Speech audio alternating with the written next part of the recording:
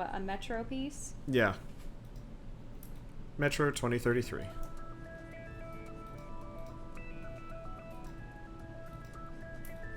I suppose it's another version of your Wanderbot then. Mm-hmm. As usual. Let's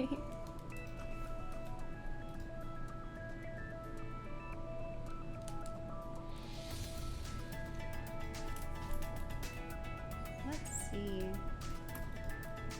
Yeah, I probably want to start working on the metal, filling in that gap from when I warped the shoulder cauldron into a different shape.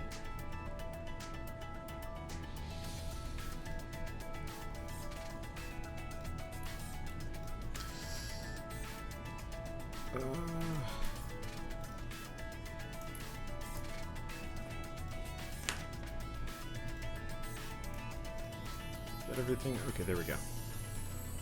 Oh. There we go. Okay. Hey guys, so I'm gonna be doing something a little bit different today. If it's not immediately obvious, what? Chelle and I are gonna be doing some art, at the same time. Just as kind of a fun thing. I'm tired, I've got artwork I need to do, and... Also an opportunity for us to chat. Yeah. And also people had mentioned a couple days... People had mentioned a couple of days ago that they specifically wanted to see us do like an art stream together. So I figured it'd be a good idea for us to actually do so. Of course, I'm trying to grab reference for my own, I guess, not my own face. It's not working great. By your own face, do you mean your Wanderbot helmet? Yeah, the Wanderbot helmet. Sometimes you make a new design every time. Okay, that's really weird. I try and like flip the helmet. Yeah. And it actually like messes up the vectors. That's a new one. Oh, well, are any of the vectors set to No. gradients? Nope. No? It shouldn't. Flipping it shouldn't do a thing. I would think that it might accidentally map the gradients the opposite way. Nope. Doesn't do that. Here. If you look, I mean, it's a minor difference, but there's like this random gap that shows up here. Huh. That shouldn't be. Oh, yeah. Or maybe- I'll work on what? that hand. I guess the gap is there, but it's not as, like, pronounced? That's odd. Okay, whatever. Alright, the hand is on a different layer.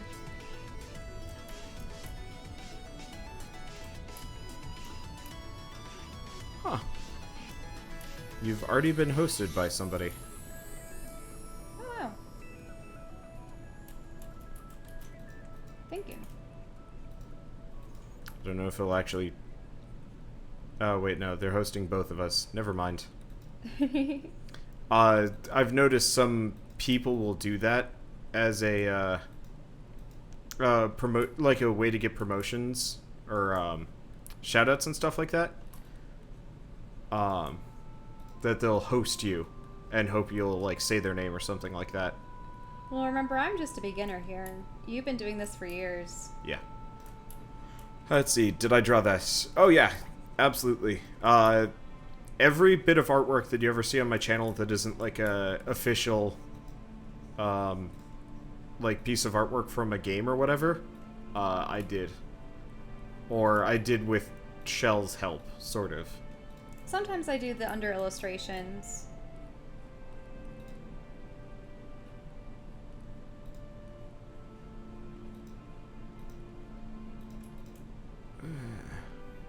Let's see. Do I have an actual Wanderbot helmet? No. Someday. I could make one. Yeah. Someday. I've done a lot of armor cosplays in the past. Main issue is it would be difficult. It would be hard to wear such a thing, honestly. Oh yeah. Plus, I with all should the start heat- recording this. But yeah, I don't handle heat very well, so an actual Wanderbot helmet would be a little bit rough on me.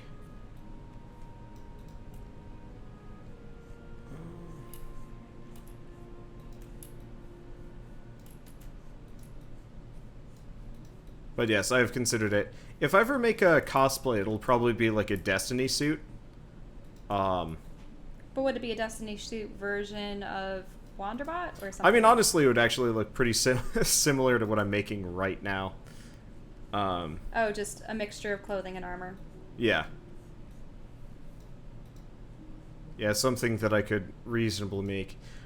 I made a mistake when I was drawing this. I drew too close to the edge of the sketchbook. So, I'm missing the elbow, which is oftentimes one of the hardest parts for me.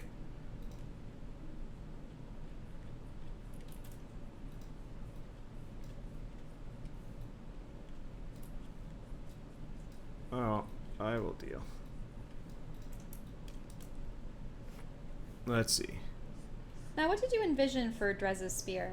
Because I'm currently trying to render it out right now. It's I'm like, a black pike. A pike? Yeah. Oh. Yeah, okay. So it's like a bigger version of a spear with a heavier metal head. But I want it to be fantasy-like. I mean, you can have it be fantasy-like. It's just, that's the item that you guys found. Okay. You haven't used it. I think it's in Gorlar's armory at this point. Oh yeah, since the crew got captured. Mm-hmm.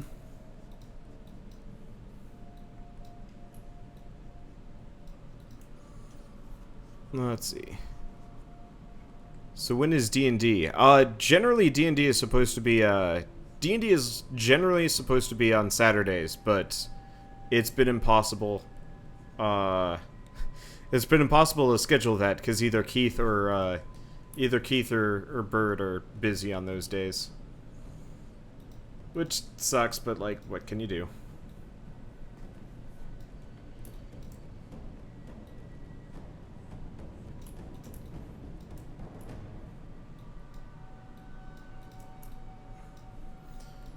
Okay, and then podcasts are usually supposed to be on Sunday, but again, scheduling is impossible.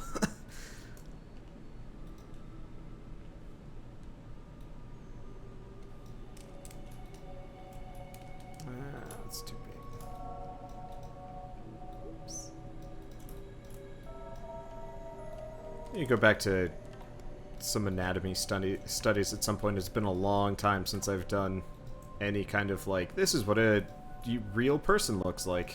Yeah, it could be especially difficult when you're drawing fantasy creatures all the time. I mean, even if they have humanoid anatomy, though, anatomy. It's just always like arm posing and stuff like that. I was never very good at dynamic posing. I find for me it's not so much dynamic posing as it's posing from perspectives other than sort of like the frontal straight on. That's like currently what I'm working on. But something from above or below? Yeah. Yeah, those are... Above or below is rough.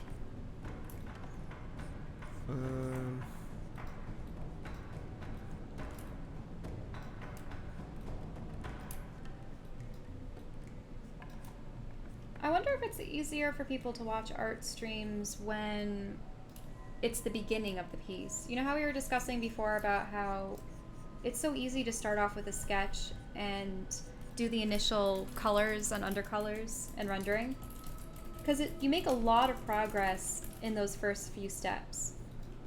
But then when it's all the small details afterwards and cleaning up paintings, then it gets a lot slower. See, I'm dropping multi-Twitch links in both of my chats if you guys want to watch Chelle and myself work at the same time. Multi-Twitch? How does that work? You just put multitwitch.tv/Wanderbot/Keeper of Ages, and it effectively just aggregates both Twitch streams into one webpage so you can watch both at the same time. Oh, wow. Yeah. It's a nice system. I like it. Now, I wonder why they don't have a function like that for streamers if they want to do a dual stream together. Like, say if people wanted to have different perspectives of the same game. Effort? Twitch kind of exists as this, like, static entity. They can't change too much, because if they do, it could go bad. Yeah, there could be a lot of backlash over it. I think the last time they tried changing something, it was super unpopular. But I don't remember, because it's been almost the same site, save for, like, slight layout changes for ages. Haven't a number of sites had significant changes? Like, I think Twitter recently redid their icons. And then maybe? Patreon changed I know their Patreon whole went over logo. everything. Yeah. People did not like Patreon's new logo. I didn't like it until somebody pointed out that it looks like a coin going into a slot, and then I'm like, oh, wait a second, that's actually fairly Really? clever. I thought that it was just a stylized P. It is, but it looks like a coin going into a slot, and I was like, oh, you know what, that makes a lot of sense. Har har. Sense. When did you become a word pun? Never. Oh. Oh.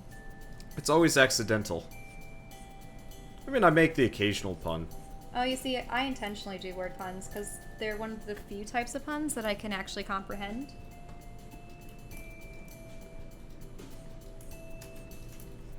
I'm more of an accidental humor kind of guy. Well, that or the humor that I provide is only shared amongst people who listen to me. Like, what was it? The other night when I sang that funny Gorlar song, and then we were talking about how the vines had receded into the ground. Well, you just make dumb smut jokes, and No. you try and pass it off as, like, I didn't do that. No, I'm completely innocent. Uh-huh. Completely innocent of Uh-huh. what you're saying. Uh-huh. When I say that they... What was the precise wording? That they shriveled? Yeah, when I say that the vines shriveled and receded into the ground, I was in no way implying that they were anything other than vines, but you guys interpret it that way. Uh-huh. Oh, hi guys.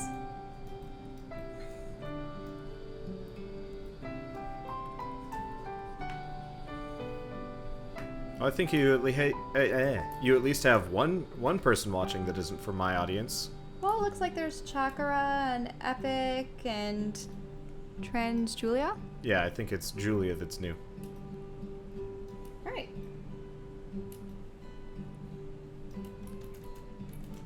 Ah. Should pull out my own Vagante piece. I love doing like fur lining and stuff like that because it lets me do some like funky line nonsense. But I have never quite recaptured that look. Yeah, I'm sorry, you guys, if it doesn't seem like I make much progress from like the beginning of this to the end, but I think we were talking about this earlier, where you make a lot of progress with the first couple hours of the piece, and then when you're finishing up all the details, it takes a long time. Just shifting things here and there. I think that's one of the things I like about vectors. Well, vectors, you don't have to worry about cleaning. Yeah. Vectors have always felt kind of like... It's probably more of a 60-40, but since it's like such a slow methodical thing, it doesn't really like... Oh yeah, because with Photoshop you can go fast. And then it depends on if you have a more graphic style or if you have a style that requires texture brushes and stuff. I rarely ever use texture brushes. So something that I always have to work with is creating sort of a pseudo graphic style, which requires blending colors together and then cleaning everything up.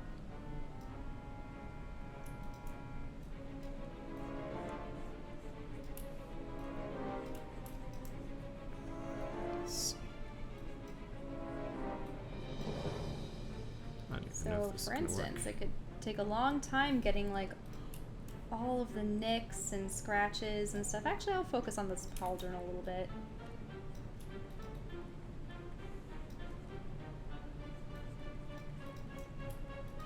There's one thing that I should do is...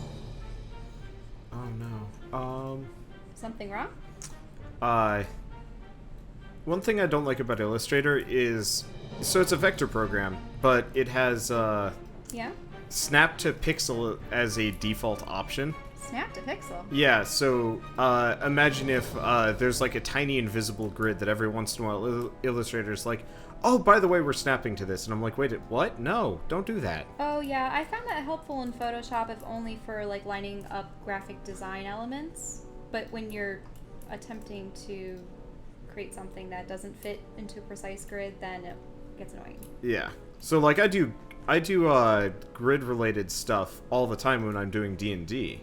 Right. Because, you know, hey, it fits perfectly there. But this stuff, it's like, no, I really don't want to do, okay. Well, because you're essentially going over all your line art, right? Yeah. Well, sort of. At this point, I'm kind of doing whatever. Because I usually just do, like, kind of a base guide for, like, fur especially. Mm-hmm. And then I just kind of make it up as I go along. Honestly, I've been doing that more and more, and I probably shouldn't, but I prefer vectoring more than I prefer drawing. I like drawing, but I kind of like drawing for more of the potential of the future piece than the actual act of drawing itself. And you see, I could never comprehend what I would consider shape moving. That's what I think Illustrator is.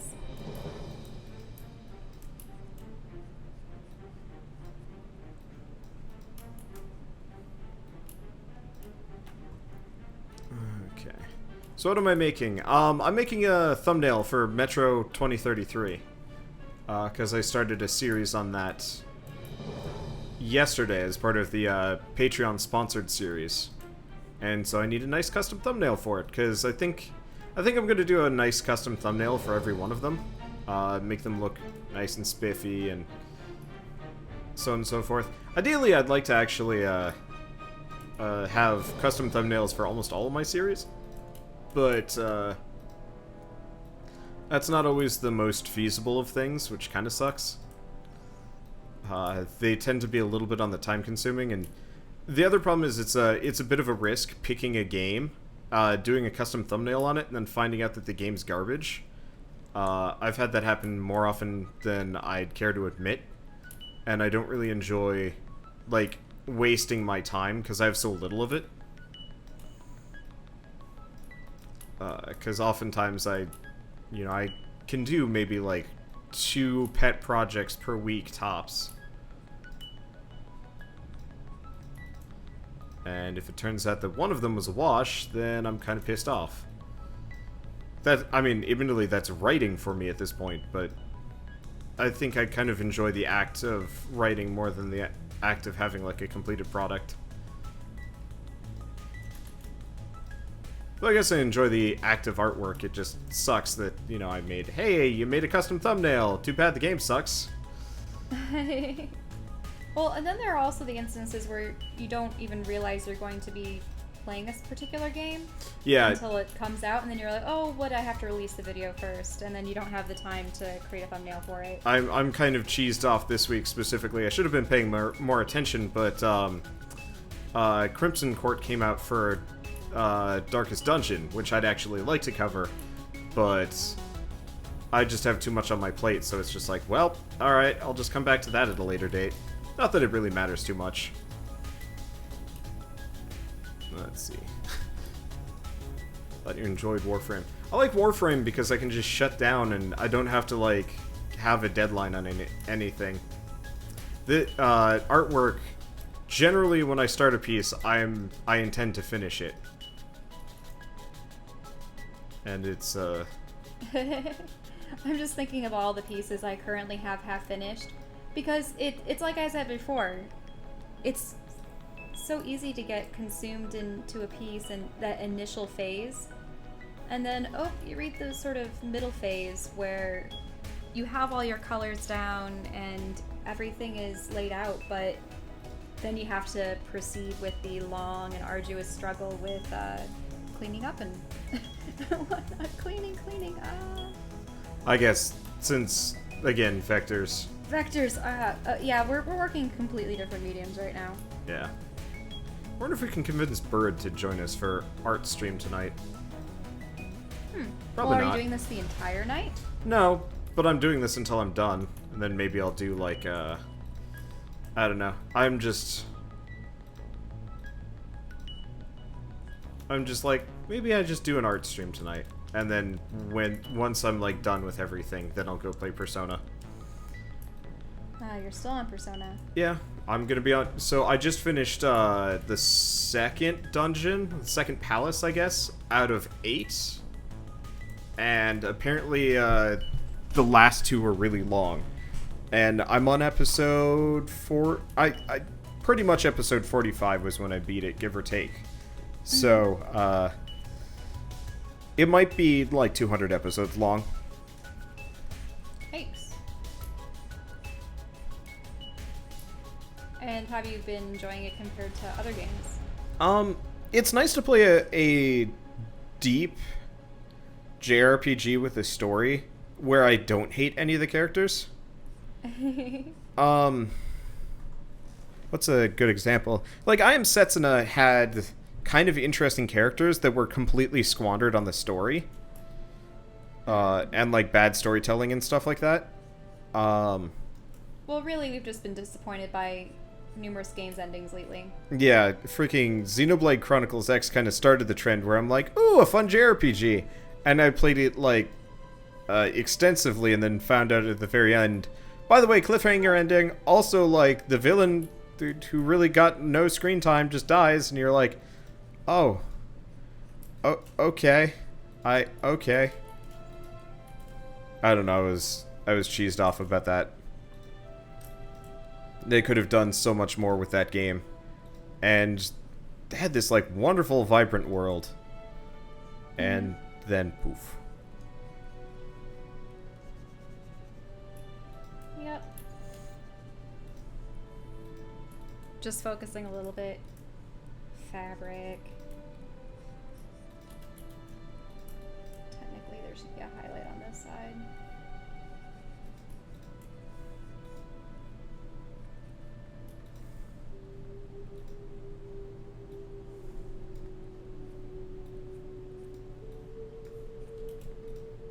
Ooh, orange.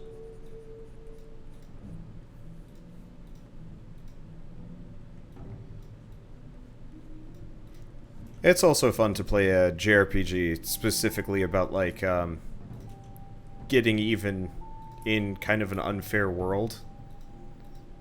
Unfair how? I mean, the main story kind of is the main character stopped a politician from sexually assaulting a woman. Oh, that. I remember the beginning. And so he gets sued and, like, I guess a juvie rap and stuff like that. And he's sent off to this other high school, and everybody's, like, super against him because, like, oh, he's that criminal kid and stuff like that, even though, like, very clearly not criminal kid, just some kid that did the right thing. And so it's kind of fun to be like, let's find the next shitty adults and take them down. Hey, watch your language. When you stream with me, there's none of that. Alright, guys, solo stream time. What?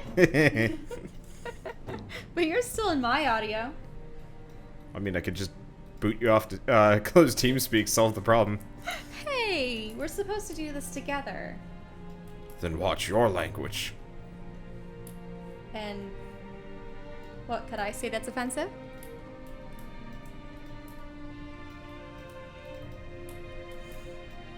By being pushy.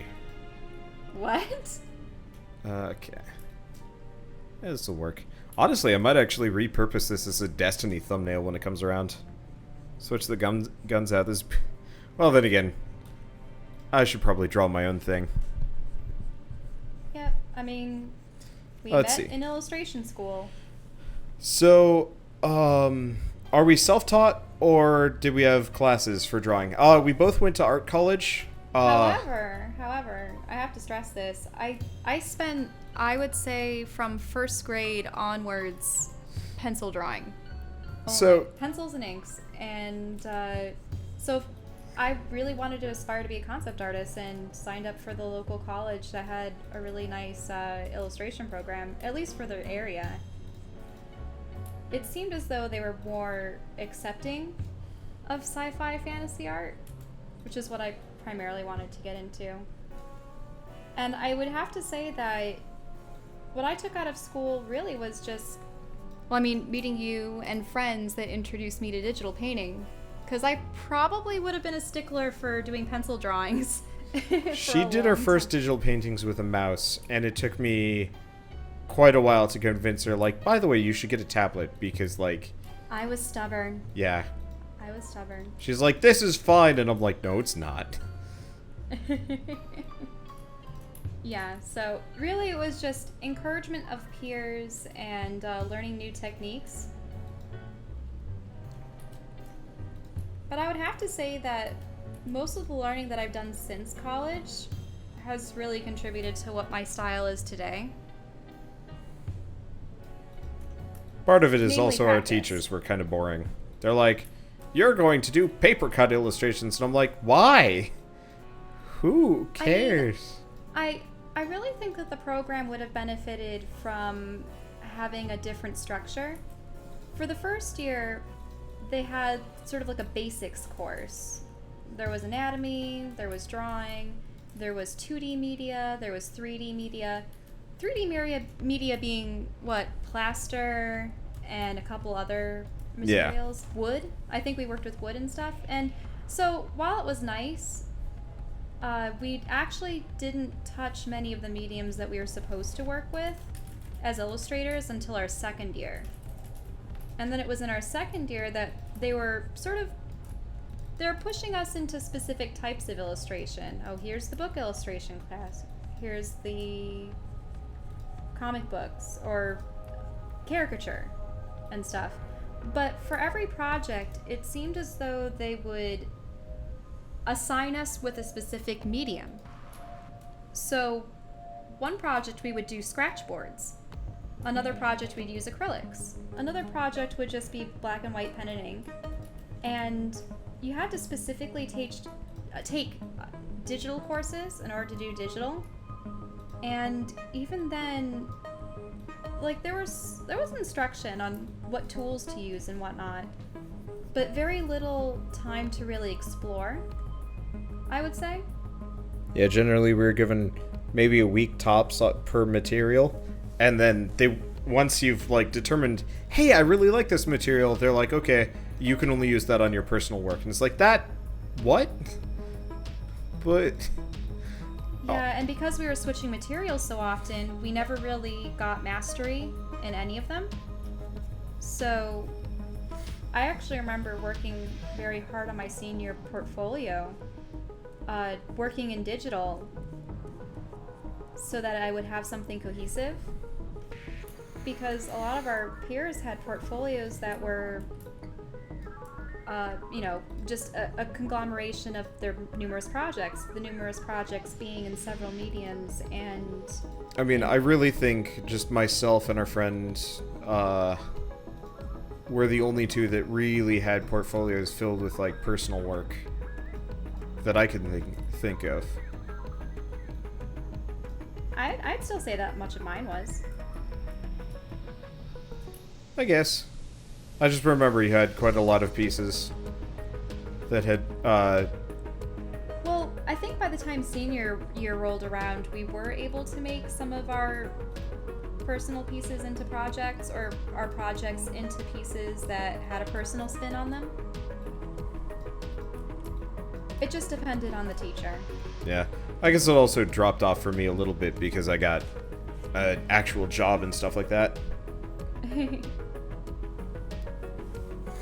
I will admit, as far as the mouse drawing stuff, technically I am using a mouse for this right now, so humorously, as the person that got her into digital painting and, away from using mice, I am now the one that uses the mice. Well, do you even need a tablet with Illustrator? No. Honestly, it's really awkward. I don't like doing vectors. Oops. I don't like doing vectors with a tablet that often. If I have to, I will.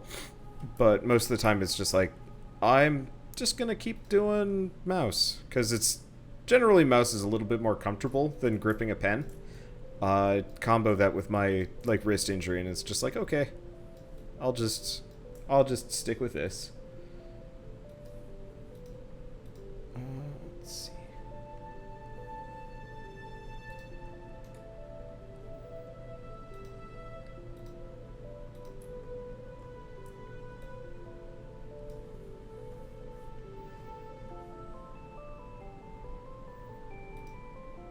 I like the music that you've chosen.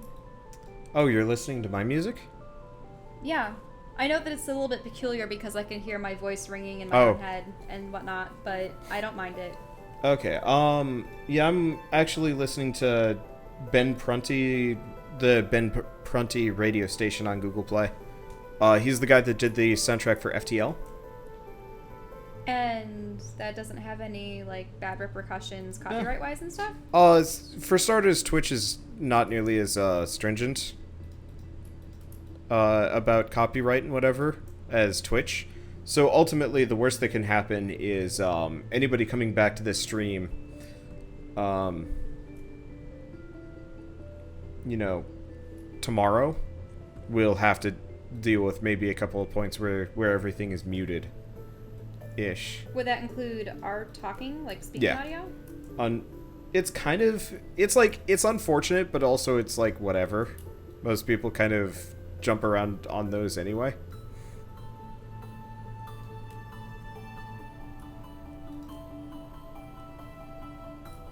So, I don't know. Probably save.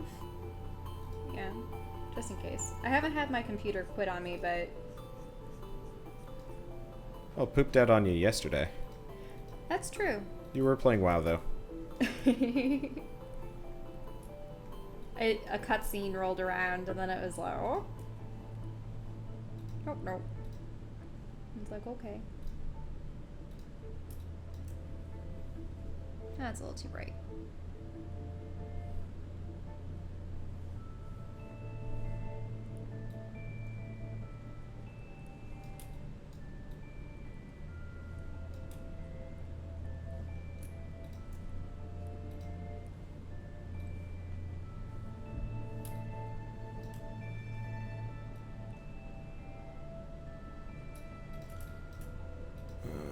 Let's see.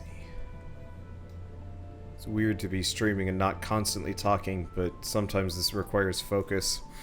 It's part of the reason why I never do art streams. It's just like, I can't really perform during them. I just kind of do them. Yeah, sometimes I find myself just staring intently at things and like, oh no, it just needs to be this way. I mean, I wonder if someone could actually talk through their process. Don't you do that with your gaming videos, though? Yeah.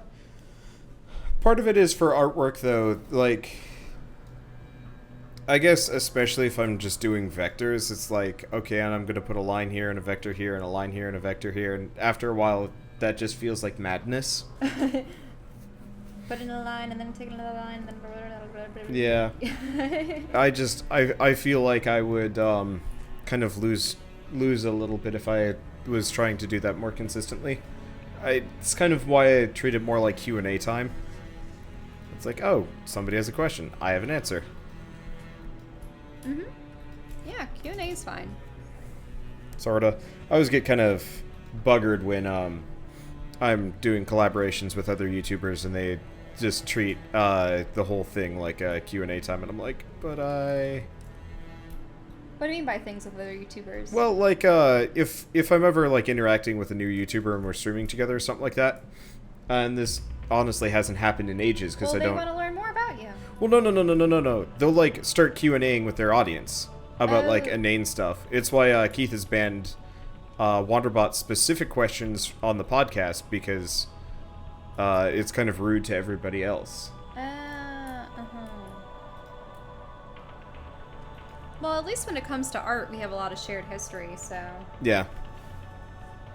People are gonna ask about art questions, then that's fine.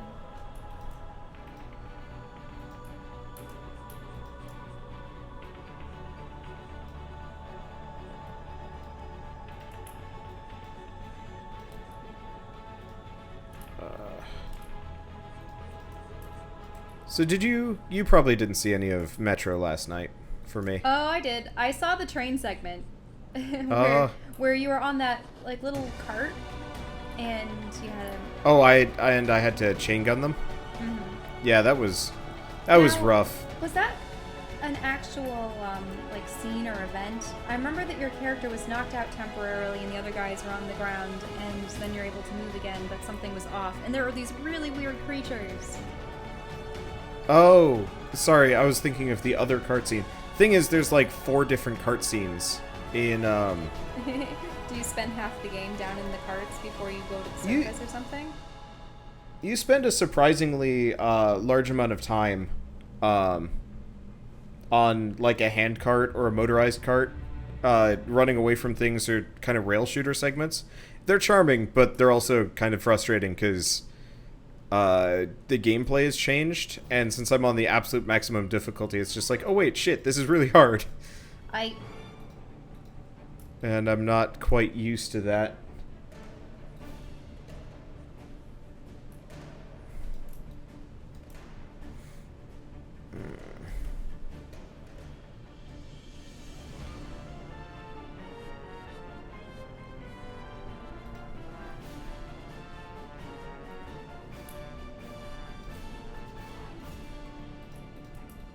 Have you ever vectored effects? Like fire and stuff. I've done lightning? fire. Mostly I like to do smoke. Huh. Smoke is really cool. Oh, you mean like billowing shapes? Yeah. Yeah, I can do billings shapes. Back when I worked at Working Man, I did explosions once. That was really fun. And I would do that again if I could. I might actually. I was thinking for the game Bird and I are going to be working on, of trying to like cell shade most of the special effects. Because I like the idea of like really like vectory looking special effects going along. Let's see, do I like actual smoke or Newground smoke? I mean, it's this stuff. Like, I really like this kind of... Yeah, it's like Newgrounds. Is that what they meant? Maybe? Oh, yeah, so it would be Newgrounds smoke. I mean, honestly, everything is vectored, so you have to kind of expect that it's going to look like Newgrounds smoke.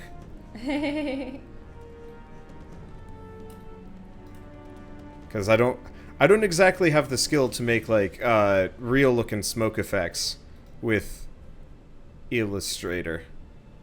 Okay. So I have a question about distinct drawing styles. What are the pros and cons for each of us? I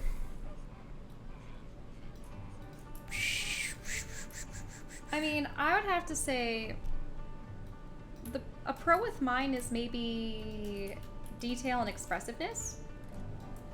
I really like tiny things like scales and, I mean, hair when I get to it. Unfortunately, Drez is hairless, so there's going to be no hair for him.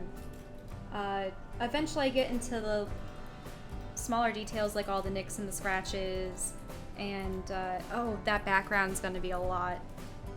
I have to work on my backgrounds more, but I've been experimenting with new materials. So a go-to is trees, like forests. Well, our trees, I should say.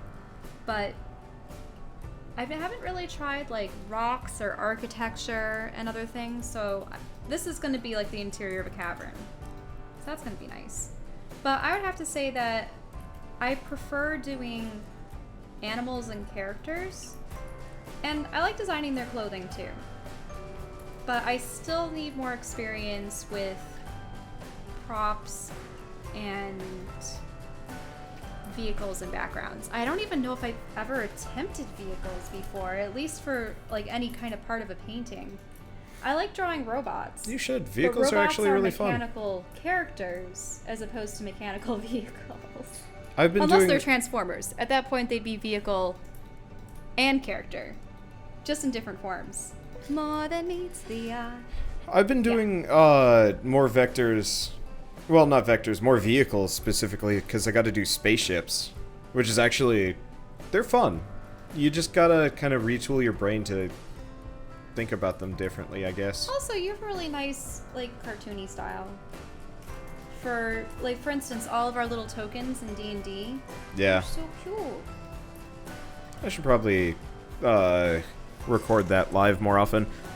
It honestly, well, Record the tokens live, or just the art in general. The art, yeah. You could have done like token art things. Weren't you gonna do that as a tutorial or something else? Sort of. I mean, part of the problem is just time. I don't have that much. Definitely. I mean, you're working constantly on. Yeah, so people ask specifically for a YouTube tutorial, so that's probably what I'm gonna do first.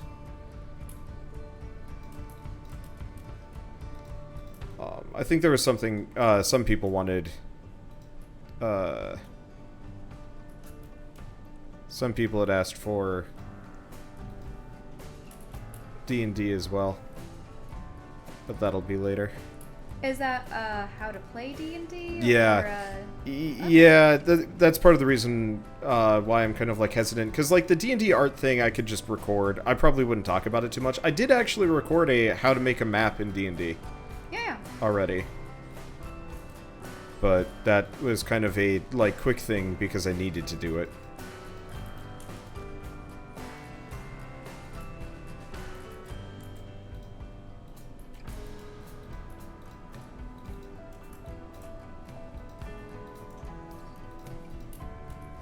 Let's see.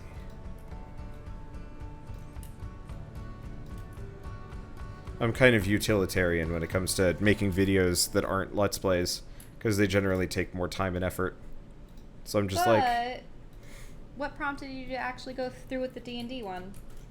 No idea.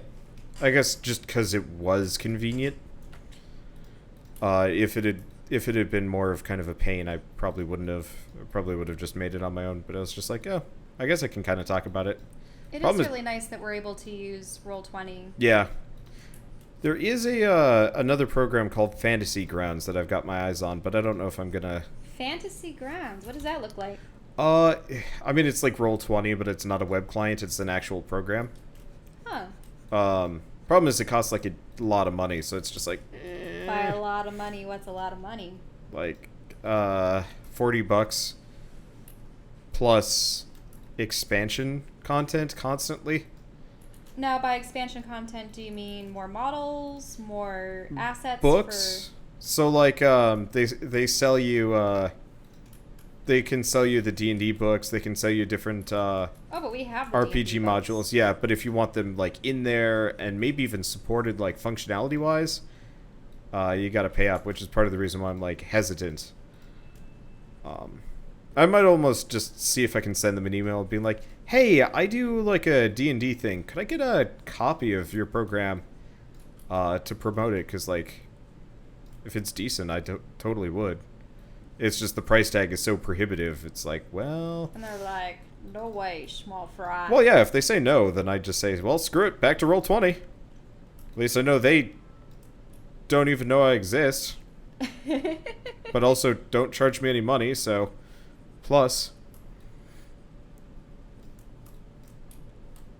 I don't know. I've always kind of had that reaction to a company. If the company is going to snub me, I'm even less likely to like deal with them than a company that just never responds, which is a little silly. Well, it's a little bit odd though, because you've experienced that with the things that you consistently use and still use, like YouTube. And Twitch. Oh, yeah. Yeah. Yeah, both YouTube and Twitch have snubbed me pretty hard the past couple of months, which sucked. Well, you're working hard.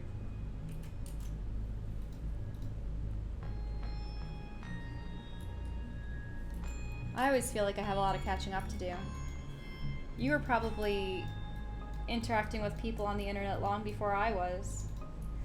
You mean just like putzing around and doing dumb shit, not like even work? Well, I was just thinking about how I wasn't even allowed to play online games for a long time. It wasn't until college, actually, when you and I played Guild Wars 1 together, that was the first MMO I'd ever played. I mean, Yeah. what would you consider Neopets? I mean, Neopets is sort of an MMO, but But you know, it was one of those things where you know you're allowed on it, but you can't interact with people, and there's no yeah, well, money. for the most And part, it's like, okay, even trying to interact with people on Neopets was mostly just not even worth it. we're all right. As a kid who didn't have many video games because my parents were, you know, rah, don't spend money on anything, Neopets was awesome. But, I'm just imagining all my loops starving to death right now. oh yeah. Well, they're probably dead. And by dead, I mean they probably realized that I hadn't been using my account for over 15 years and probably just negated them. I don't know how long it takes for them to shut down accounts.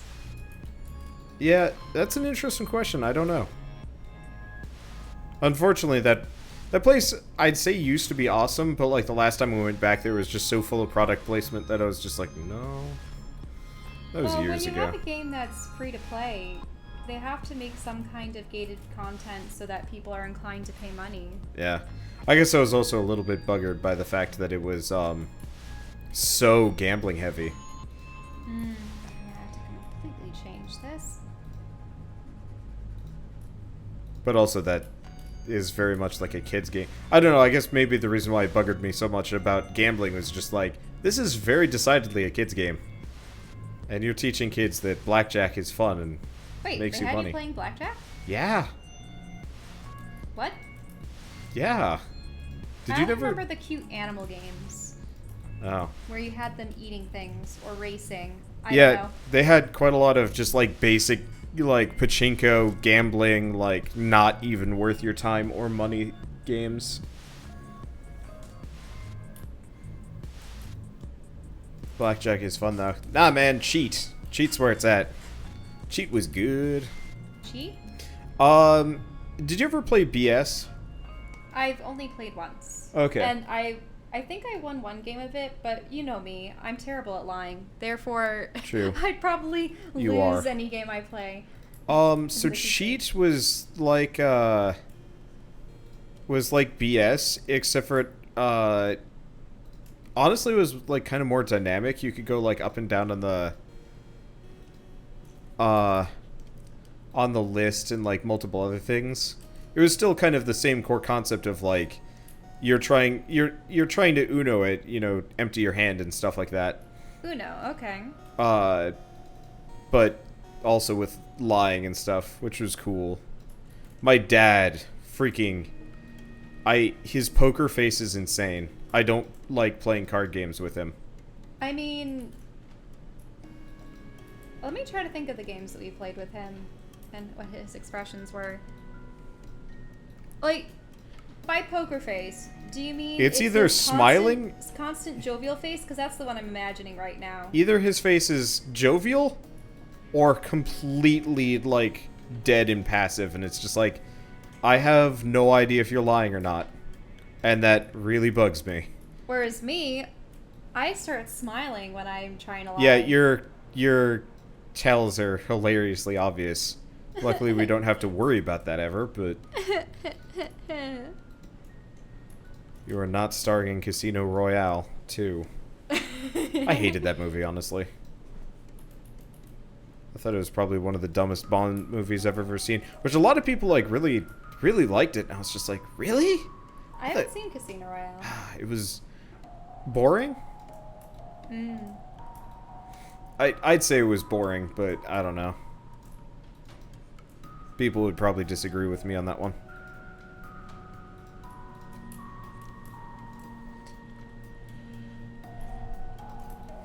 I guess I like, you know, goofy, charming, spy flicks, and recent Bond is much more, like, serious. Oh yeah, definitely.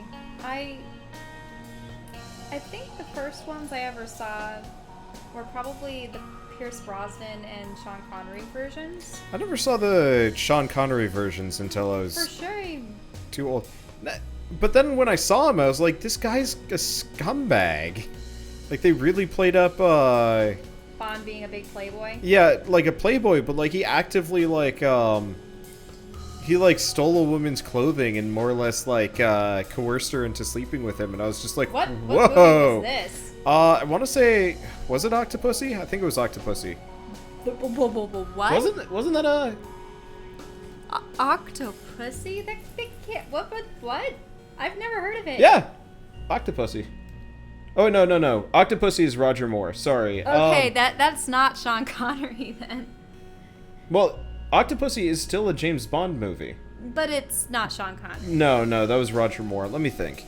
It was James Bond as... Well, it was Sean Connery as James Bond. And they were on, like, a ocean base or something like that. Okay.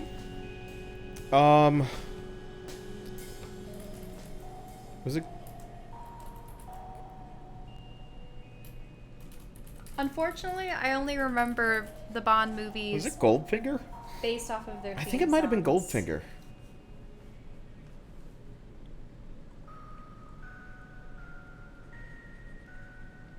Because I think Nancy Sinatra sang one of the openings, and Tom Jones had sung another.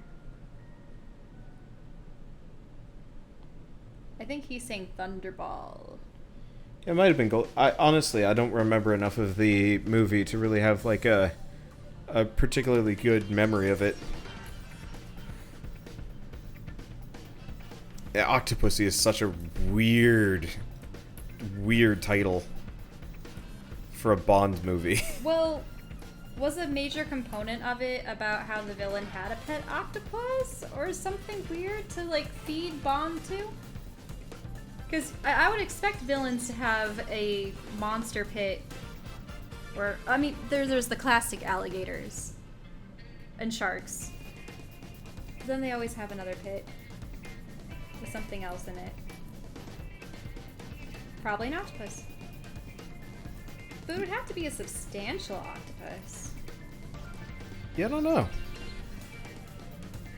I'd say we should watch them, but I really couldn't care. I'm just envisioning some kind of vile marine biologist, you know, having performed numerous experiments on sea life.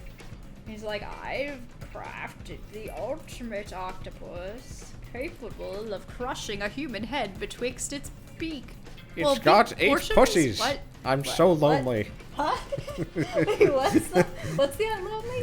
What? Nothing.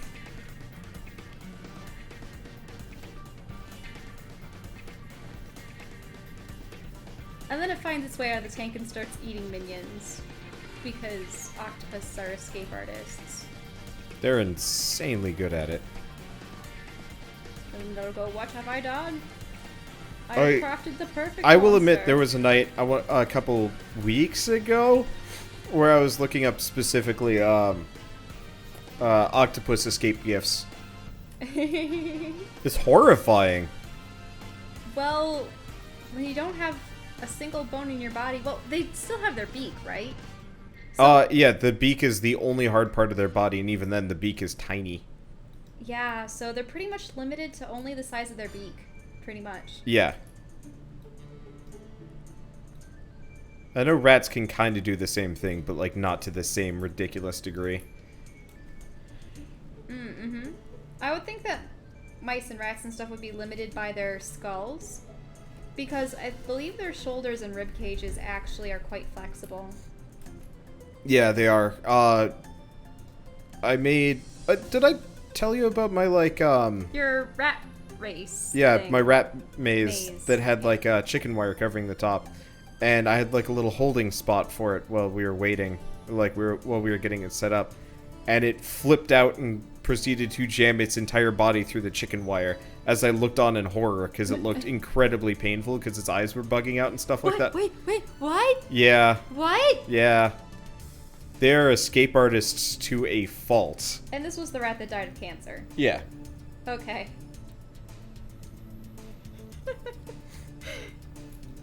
I mean, ultimately, she had a very long and pleasant life. Oh, no, I wasn't laughing about her. I'm trying to imagine a rat squeezing through a tiny spot in the fence, and then the eye is just... bugging out. Yeah, because the thing is, Rat Eye's already kind of bug out, so it's just like, they are going to pop out if she keeps doing this. It makes me think of the lady that walks her dog around where we live and how the dog is missing an eye because it had popped out. Yeah, it was pulling on the leash. Yeah, dogs, they love to pull on leashes because there's so much to explore outside, and then... Pop! Ugh. Huh? Oh, you just were doing the pop noise. I see. Yeah, I don't ever want to think about it generally. Yeah.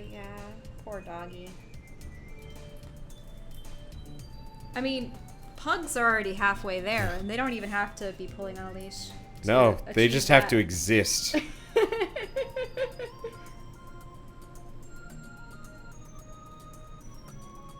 You should show everyone your pug painting. Oh, with the weird, freaky tongue? Yeah. I don't know if I still have... Well, I guess I probably have it on DeviantArt or something. Oh, you probably have it on DeviantArt.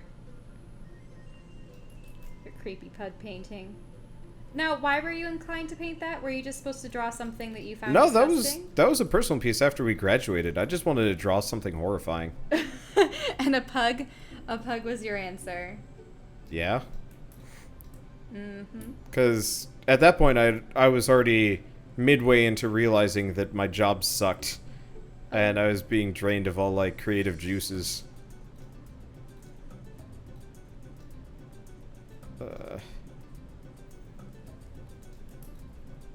Oh god, videos of cats crawling under doors. That's horrifying in its own right. Oh. Like under that singular inch? Yeah. They must be pressing themselves into the carpet if there is one. Yeah, probably. Like,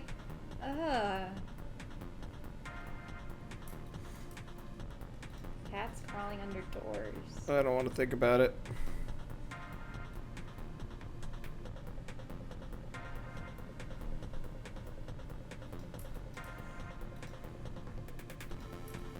It always interests me, for Vector specifically, how, like, popular it is as a professional medium, but I very rarely, if ever, actually see any, like, artists that, like, go out of their way for Vector.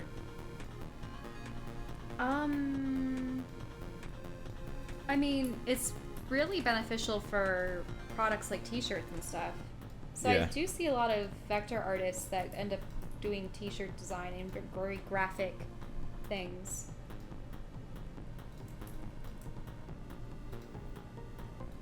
Maybe it's because it's not quick.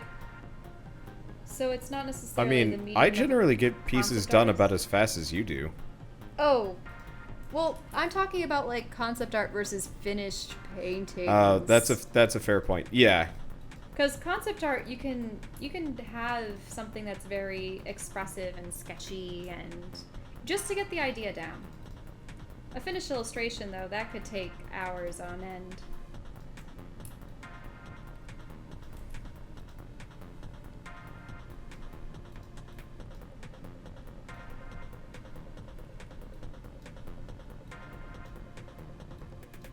And I probably take twice as long as I should because I end up changing things as I go along.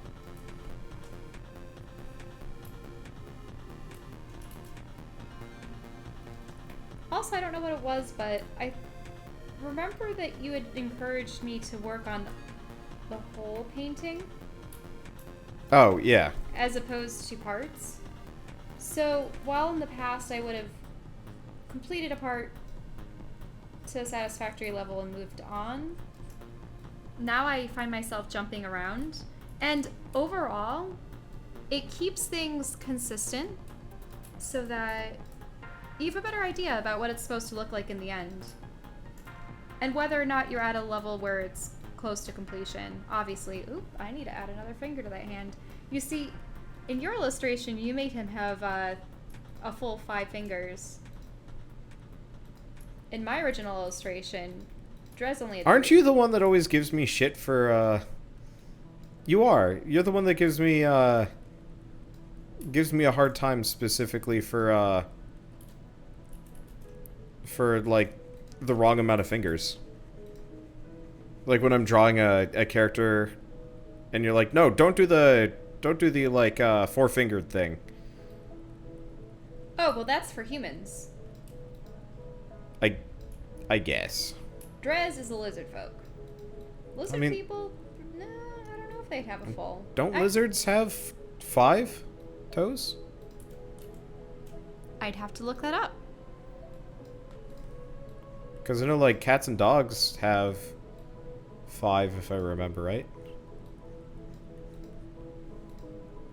Granted, their little thumbs are tiny nubs. So on their paw prints, they only have 4. Eh.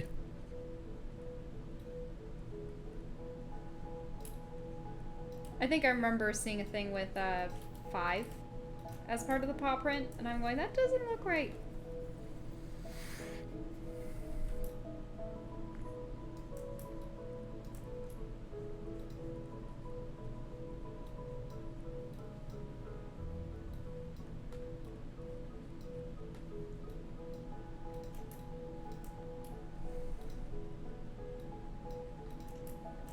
Okay. To quote chat, I just watched a cat crawling under a door. Truly horrifying. Yeah. I'm sorry for your nightmares, but I'm not that sorry.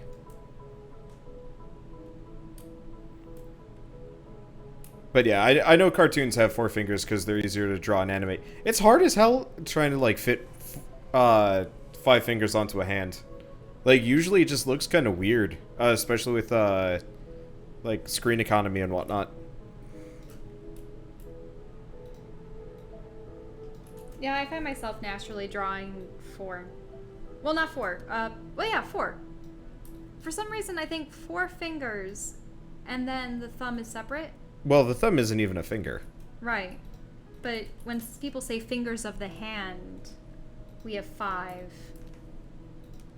So the thumb technically counts? I think so.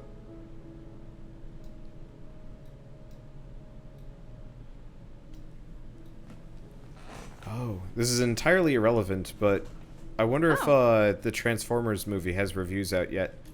The new one? Yeah. Where Optimus Prime is a knight of the round table. Yeah, but also evil.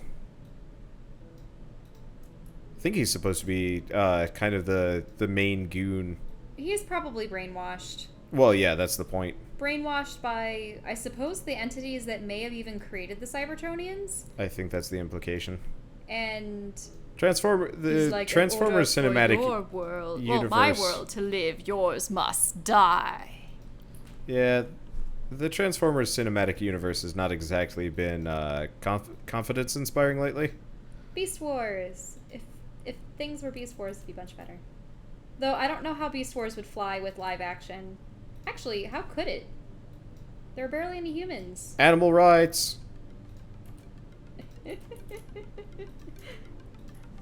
Well, the interesting thing is, did you hear about how, with the success of The Jungle Book and Beauty and the Beast and whatnot, they're pretty much going to be making a new adaptation of every Disney film, including things like The Lion King.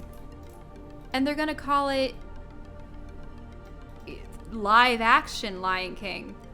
But if it's going to be animated like they had Jungle Book and other things, then wouldn't it just be 3D animated as opposed to live action? Or are they going to say that it's such a realistic variety of 3D that it might as well be called live action? But unless there's the inclusion of humans, what live action elements will there be except for maybe the backgrounds? Like, what if they use actual footage of the landscape and then insert them in? I think this is a, Or will all the animals but the main characters be real animals, and only the characters that have voice-acted lines will be animated? I don't think this matters that much. Maybe. What do you mean? I don't know. As long as it's stylistically consistent, I'm down. Well, maybe not. I guess I haven't seen the latest Jungle Book movie or Beauty and the Beast. Personally, I just think any level of advancements on 3D is fine. Because I really like the idea of, you know, more movies that are just straight up CG. Oh yeah, I remember one of my favorite films growing up was Final Fantasy: The Spirits Within. Because for the time it looked like it was very realistic animation for humans. And I also like the idea of the phantoms.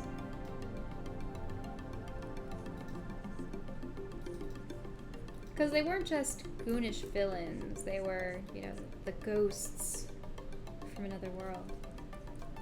I mean, it was just zombies. They were ghosts. Ghost zombies.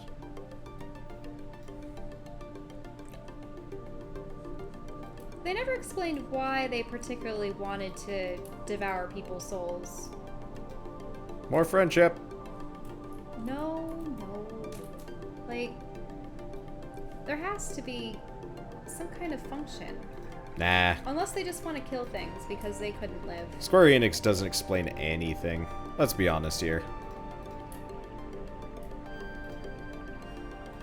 I mean, I guess they kind of do in some of them. I guess I'm still just a bit burnt from 15. That was a frustrating experience. Oops.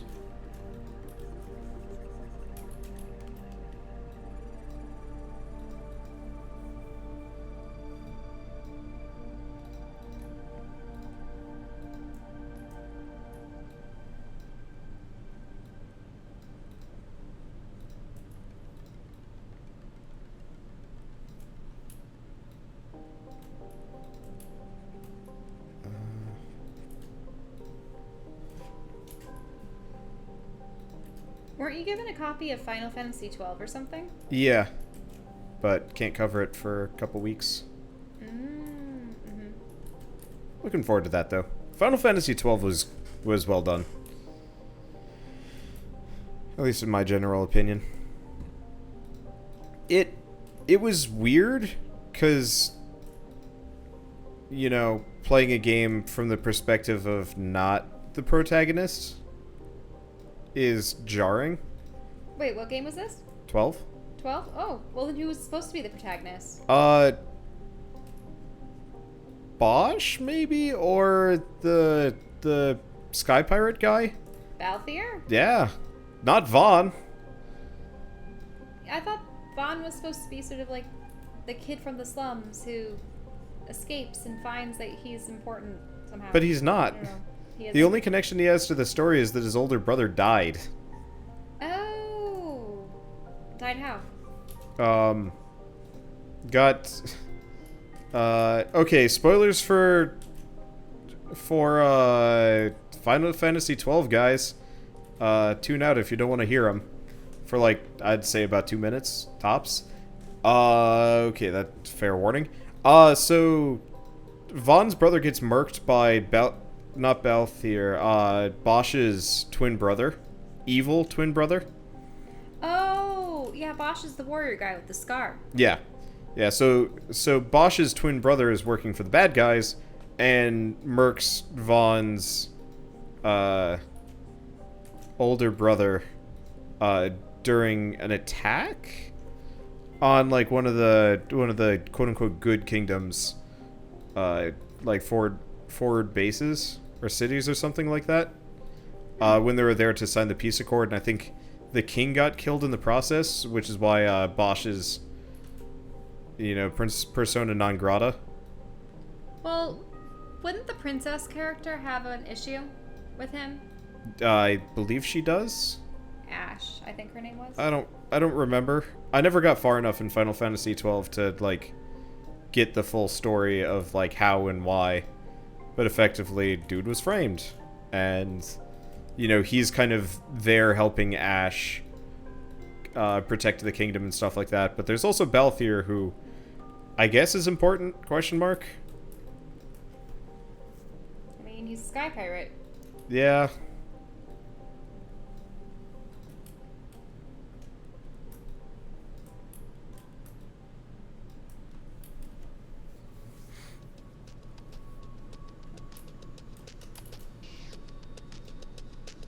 Then there's Fran and... I'm trying to think of the other characters. Pinello? Yeah, but she's no better than Vaughn. Well, she was essentially, like, childhood friend character, right? Yeah. I mean, I guess if anything, she had even less business being there. Because she just kind of follows him. Mm-hmm.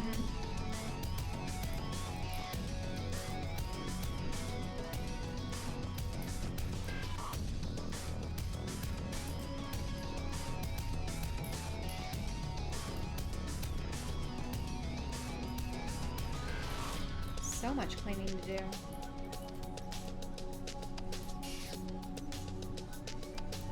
Sometimes I wish it could be messy. Like, have a messy style to paint with. But then it's hard because I start cleaning.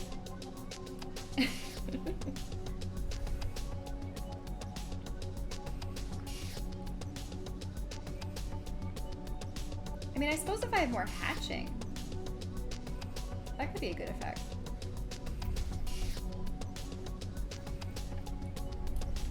But you see, there's even an order to hatching.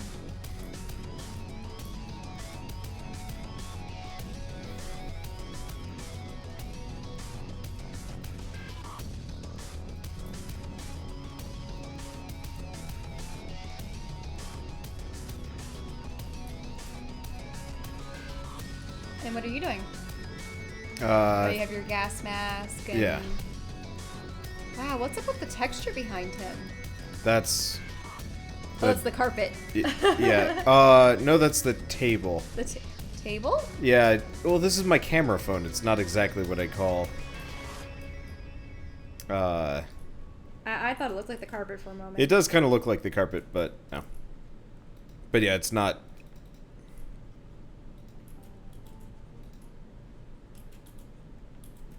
It's not good. A good camera, but I don't need a good camera to get the basic lines down for what I'm working on. Yeah, a part of me has been wanting to get a scanner, but lately it hasn't seemed quite as necessary. I find that because of the whole shifting perspective thing, where you just see how your piece naturally tilts. For instance, I can show that here. It always looks a little bit weird when you flip it. And it's because I realize that a lot of my lines end up swooping in the same direction. And it's because being right-handed, it's easier for me to just arch my strokes up to the right. So when flipping the piece, it all looks like it's sort of skewed to the left. And down. So, oh, I've been rendering on the wrong layer. That always happens. But it's not too bad. I can always separate the hand and the spear out later. Yeah, so a good way to actually check how you're rendering is to start painting in the opposite direction, yeah. There we go. Because then I can correct my tilt by tilting the other way? Question mark? I suppose that's a good name for it.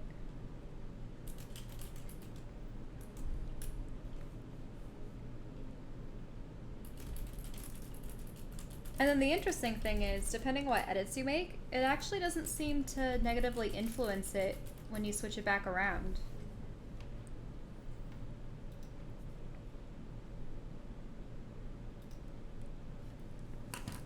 I'm just gonna merge those two. I do not have a good setup for Googling right now. Usually I just Google it based on, like I just Alt-Tab, but since I'm recording this on display capture, it's just like, oh, well, I guess everybody either gets to see that or they don't. My hands are really small. I'll have to work on that. Oh, well, I guess I don't need to see OBS open for this. I actually find that I draw my character's hands too big. And if you think about it... Well, part of this if is... If you put the heel of your hand against your chin. Like, the fingers are supposed to meet, like, where your nose is. And then your fingers only reach up to your brow. So, your hand doesn't even encompass your entire face. Part of the reason why the hand is probably so small is, remember, I didn't have the arm even on, like, I didn't have the full arm on the piece. I had to, like, rotate. But if you were to put his hand on his face, well, unfortunately, yeah, it would be way too small.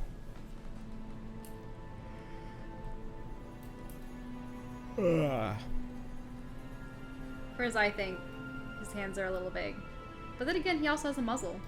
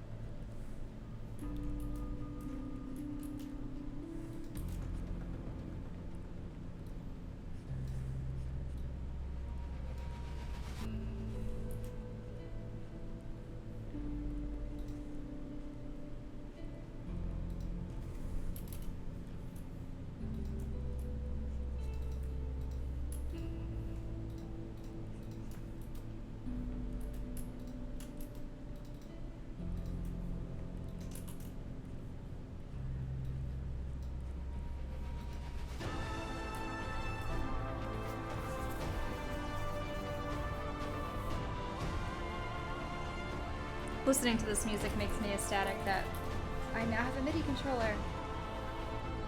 I might be able to make music. I used to compose some all the time on my piano at home. But we have no piano here. There's some funky looking gas masks out here. I wouldn't be surprised how many there are. I mean, Look at this thing. is it functional or is that just someone's Probably art not. piece? I assume it's not a functional thing, but it looks cool. I'm gonna drag this over so people can see it. Like, what? Steampunk fashion is nonsense. Hey, all the gold and the gilded pieces. Yeah. It actually reminds me of the Ruprecht von Conan mask I have at home. Cronin from Hellboy.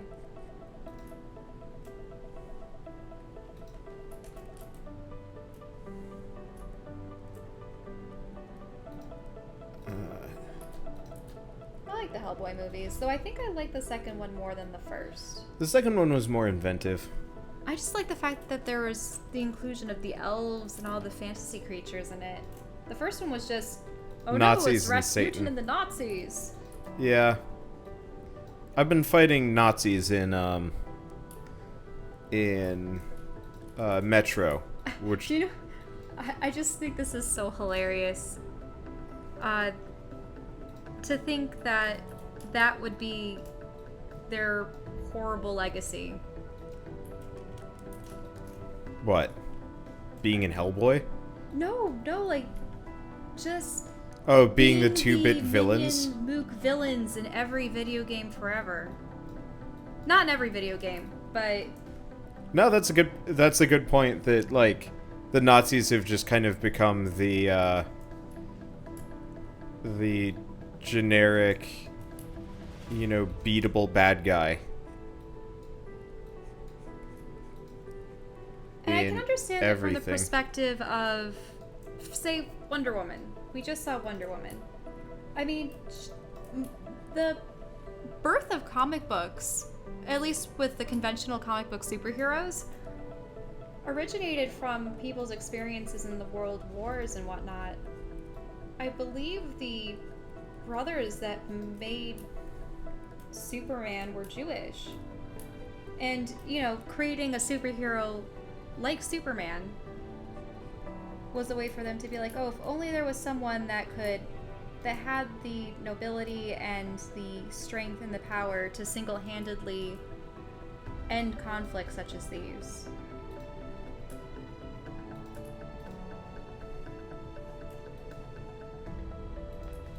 It's interesting how much media has turned Superman, though, into kind of like this weird symbol of authority.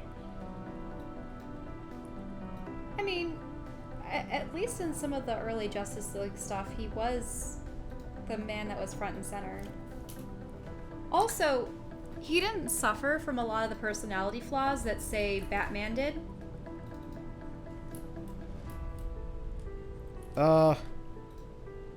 I guess. Because Batman has a lot of vices. Particularly when it comes to woman and revenge and whatnot. I guess it gives him more of an opportunity to be interesting, though. I know. Superman is always, like, kind of bland in comparison. Like, even in Dawn of Justice, where they're trying to, like, make Superman into this kind of, like, sad individual, I was just like, I just don't care.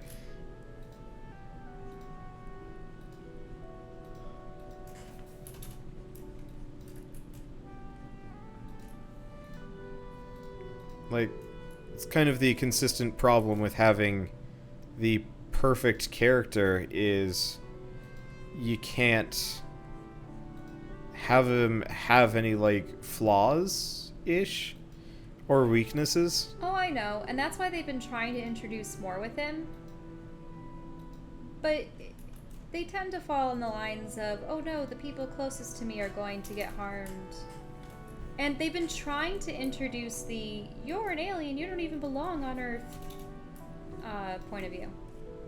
Yeah. And that brings up the questions of, should I even fight for humanity? And then he remembers his family, the people who adopted him. And he's like, yeah.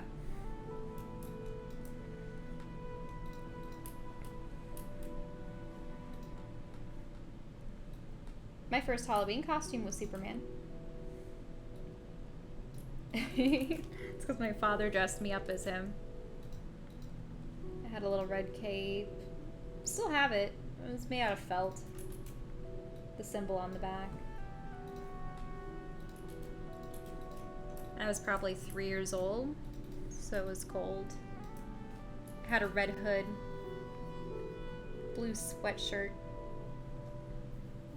Probably, I think it was like blue sweatpants, but they're maybe of the windbreaker variety. I forget. I can really only recall what I've seen the pictures.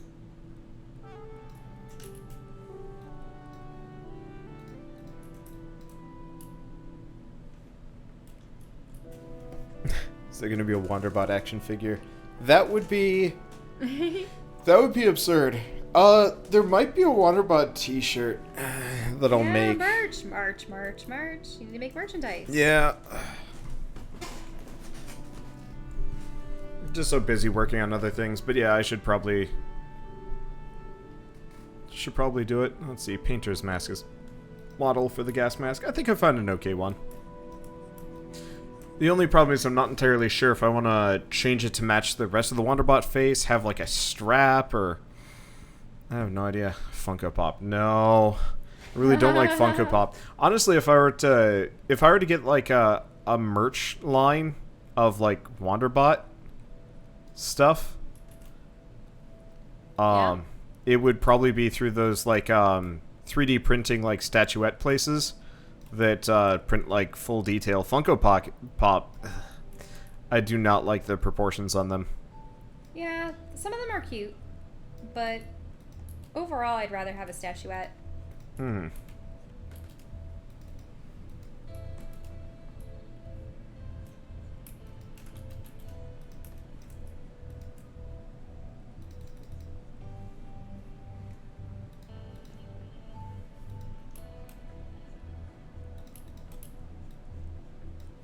One of my favorite statuette lines ever was the Star Wars Unleashed. What were the Star Wars Unleashed statues? think I have 7 of them.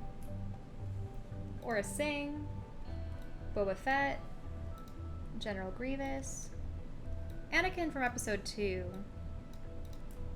Ayla Sakura. Oh, come on. Oh, a Tusken Raider. How many have I listed off? Oh, Asajj Ventress, Darth Maul.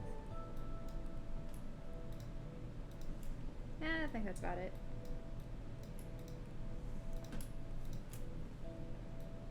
Notice they're primarily villains.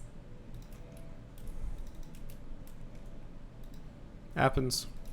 I mean, most of them were the female characters that were available aside from Padme and Leia. So the female characters that were available that weren't those two were Ayla, Aura, and Asajj.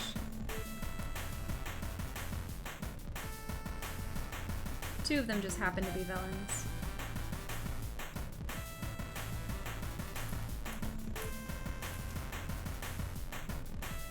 Some of them were gifts, though. So, I think Asajj was a gift. Maul was a gift. Anakin. No, the other ones I got on my own, I believe. But I had to have General Grievous. And we're back in middle school and high school. I practiced drawing Jesus, him already because 7 he was o'clock. so Wow. complicated. Huh? It's already 7 o'clock. I didn't even realize. Wow.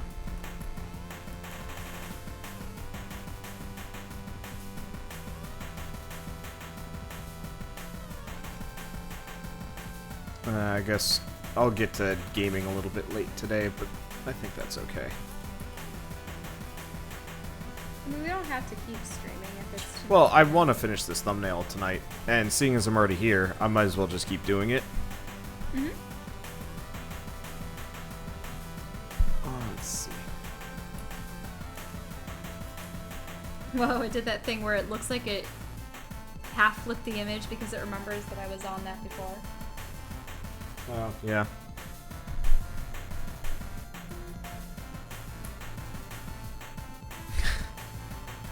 No What? room in the helmet for a respirator. It's just an ice cream machine. That is hilarable.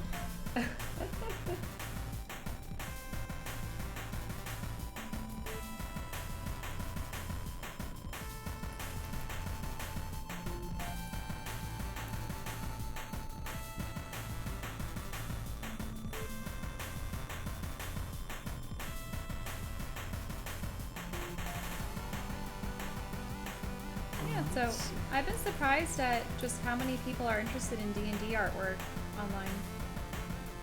Yeah. I suppose people like it because it's very personal. Many of the characters that are drawn are either for others or versions of their own characters. So, for instance, I already finished a piece for Lauren. She was my character. And Skitter, I made a portrait of recently, though I'll probably make a full piece of him later. And I figured I'd finish up Drez and Greg because, well, I already had them half painted for the portraits and whatnot. Though originally you had envisioned that Drez would be a hunter, but it was nice that Keith was able to choose to be a druid. He shapeshifted for the first time. It'll be interesting to see what he uses next.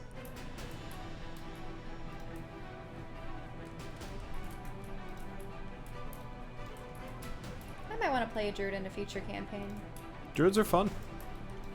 I think the problem that I always had with druid was you know how I get crippled by decision? Mm-hmm. With other classes, at least I'm limited to the abilities that I have and persuasion and illusions and whatnot. But with animals, I mean, there might be a definite list of them, but you could become so many. I mean, They it's all not have like different uses and it's not like the standard spell book where you have to be limited. You're like not limited? No. Ah! See? Yes. Just perpetually live as an animal. Yeah. There are, at least in 3.5, there were there were rules and such if you wanted to just permanently be in animal form. Which I did, much to my brother's general chagrin. Because it made my character like an indomitable wrestling machine. Why, were you a bear or something? Or Yeah, what were octopus. you? Oh, you were an octopus? Yeah. You were an octopusy? No. We were just talking about that.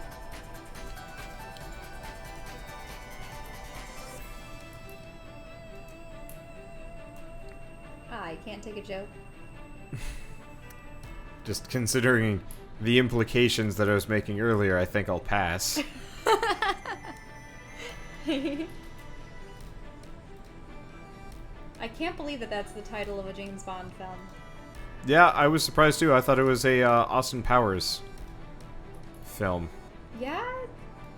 You know, I've never seen any of the Austin Powers either. They're good. Good? I mean, I I don't saw seem convinced. I saw Austin Powers when I was in elementary school. Elementary school. Yeah. You've seen those films? We had a sleepover at my friend's house, and we watched Goldmember. I think it was Goldmember. Now, why was it called Goldmember? He had a golden dick. It's Austin Powers. Ew. What did you think he had? A membership to, like, Gold's Gym?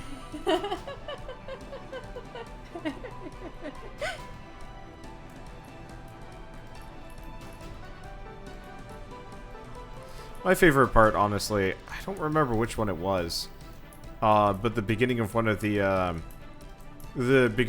Austin Powers movies started with Tom Cruise and like Tom Cruise? Gwyneth Paltrow and stuff like that. Yeah, pretending to be Austin Powers and his like damsel in distress and a couple of other people. Oh, were they making a movie in the movie? Yeah, and like it starts off that way, and it was very like tongue-in-cheek, and I really enjoyed that. It's just interesting how many movies Tom Cruise has made. Yeah, I mean, good for him, I guess. I'm just glad he bucked all the Scientology stuff. Did he? Yeah, in the end, he decided to do so because otherwise he was not going to be allowed to see his daughter. Oh. Which, I mean, I guess is kind of a sad thing in of itself. And it's like, you know, if you don't get to see your kid. But at the same time, freaking, that place is crazy.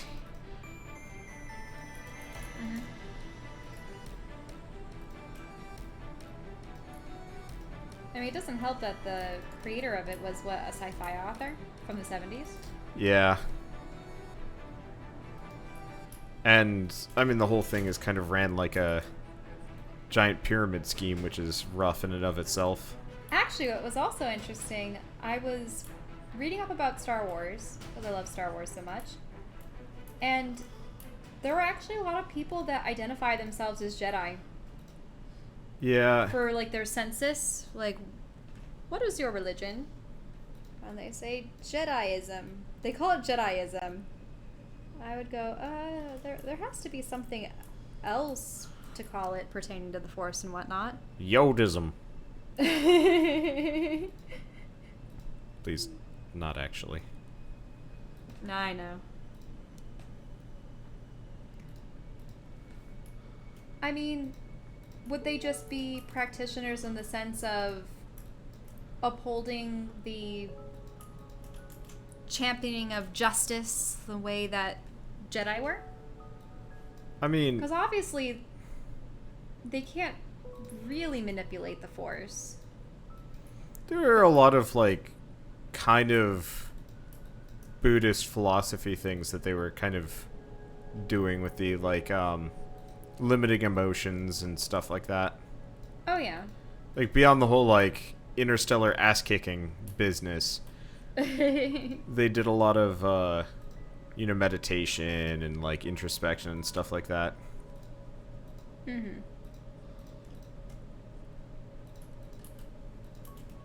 It makes me wonder what they're going to be doing with the next film.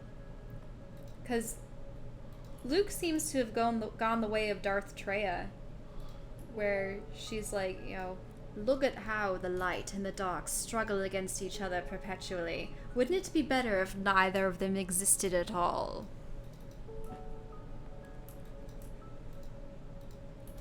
But will it be a no one will ever be trained to use the Force again and be able to join the Sith or the Jedi?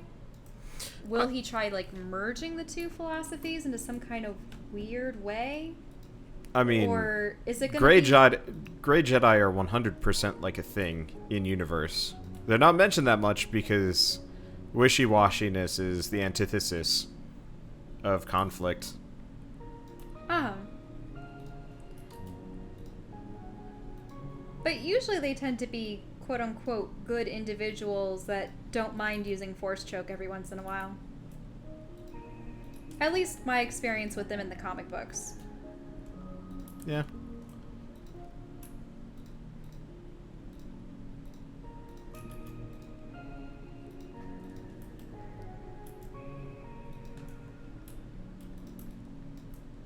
Because even if the orders themselves collapsed, people would still be able to teach themselves how to use the Force if they were sensitive enough to it. They just wouldn't have all the techniques and an instructor for it. Which could potentially lead to even more potent and or deadly individuals. Because I thought that part of the reason why they were so strict about taking children into the Order early was so that they couldn't form attachments and so that they wouldn't become a danger to society later. You know what I mean? Ish. It always came off as kind of ultra creepy.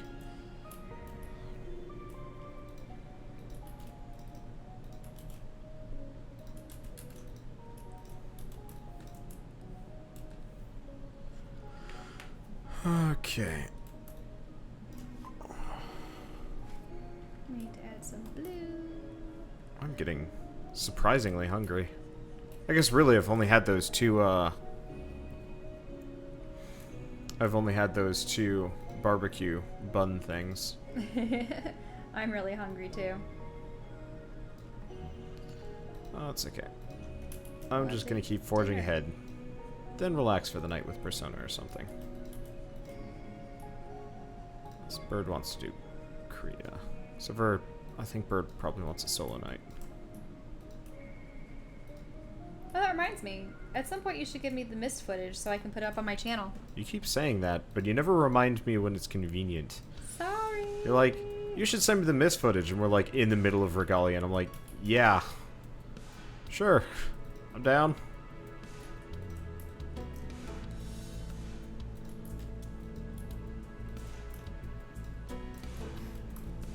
I should probably work on major details. Oh.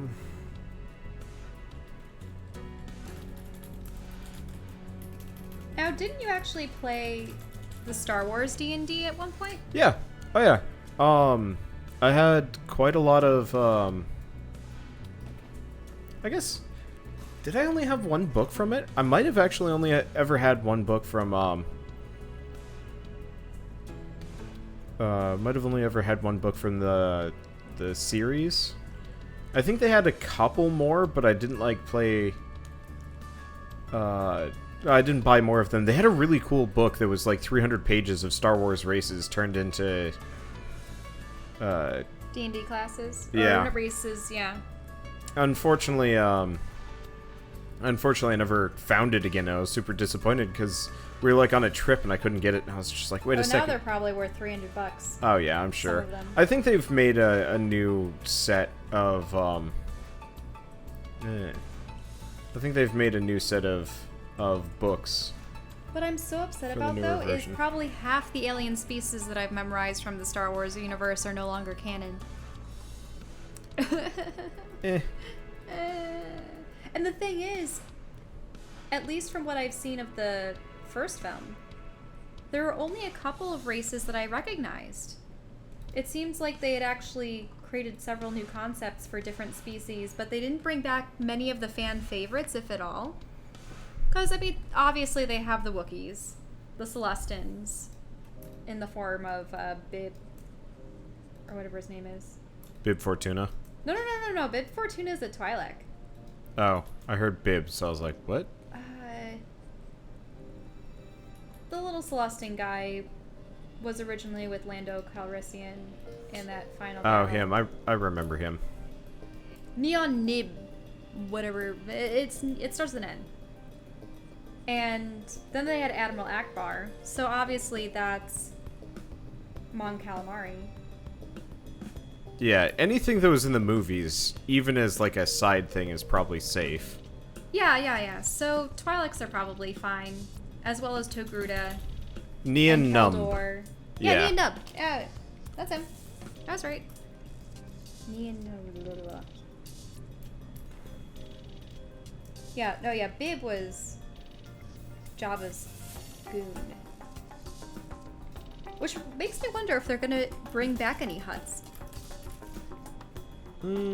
Maybe. One thing that I dislike is they completely got rid of the Ratataki and made the Zabrak, at least the male Zabrak, from Dathomir. And I always loved the lore of the Witches of Dathomir, but then they made Asajj Ventress a Dathomiri witch. And it's like, well, what are they then? So do all the female witches of Dathomir look like Ratataki? They just rewrote a lot.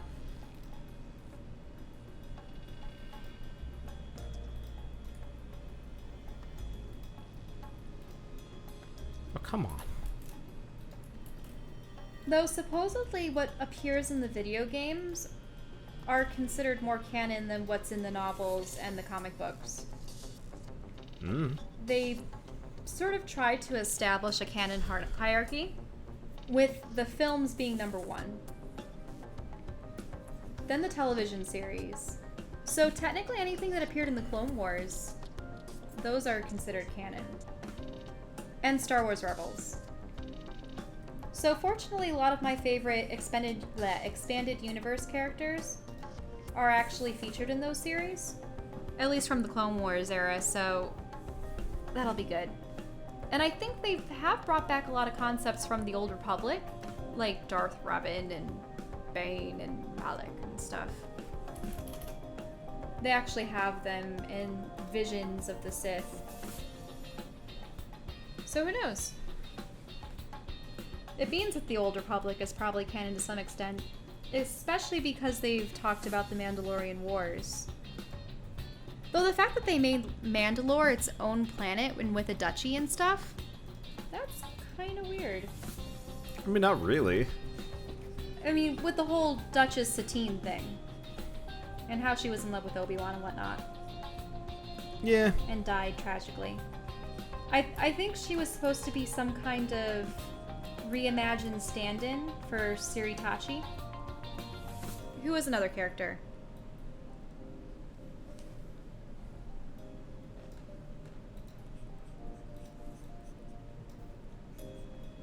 Someone joined our channel? R? Oh. Keith's hanging out for whatever reason. Sneaky. We're So talking about Star Wars. What were you I heard playing? Mandalorian Duchy.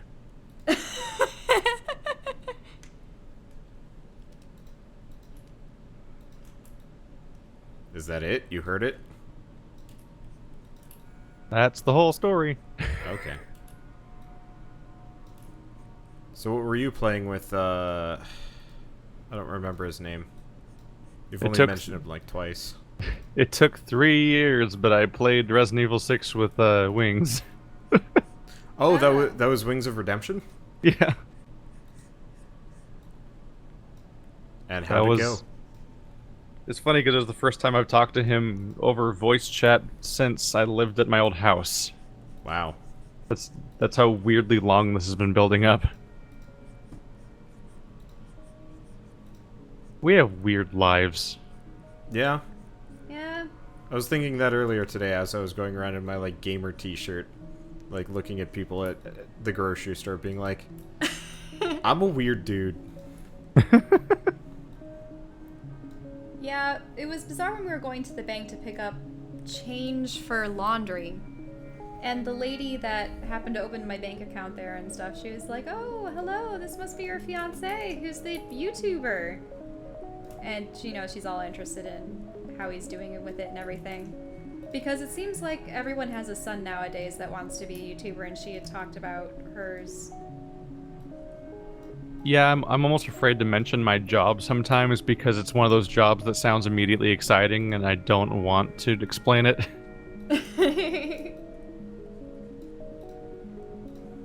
Because people Just perk up immediately and then I'm like, yeah, I make video game videos. Yeah, that usually shuts them up a little bit. They're like, oh, Yeah. I thought you were going to be one of those like really glamorous people like Lindsay Yeah, Sterling. And I'm you like, mean you don't make makeup tutorials? Oh. Yep. Wow. Makeup? There are Yeah, so many makeup tutorials are really YouTubers. big. Yeah. Oh, yeah. Makeup, hair. When I was working in my last job, we had several games come through the pipeline that were just makeup YouTubers, like kind of pet project games that they fund. Those were weird. Oh no, they changed the format of comment emails. Oh, do you still read those? Yeah, I have them auto-filter into a folder in my email client. I gave up on those a long time ago when I had like so much volume. I was just like, I'm just gonna read on the comment page. Nah, I hate the comment page.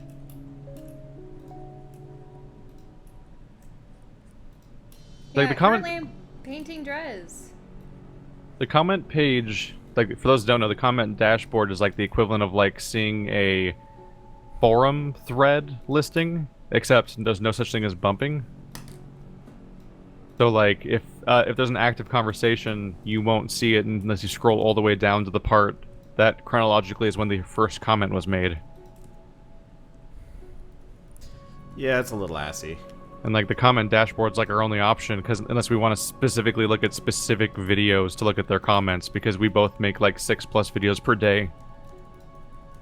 Like checking them video by video is actually like way less reasonable.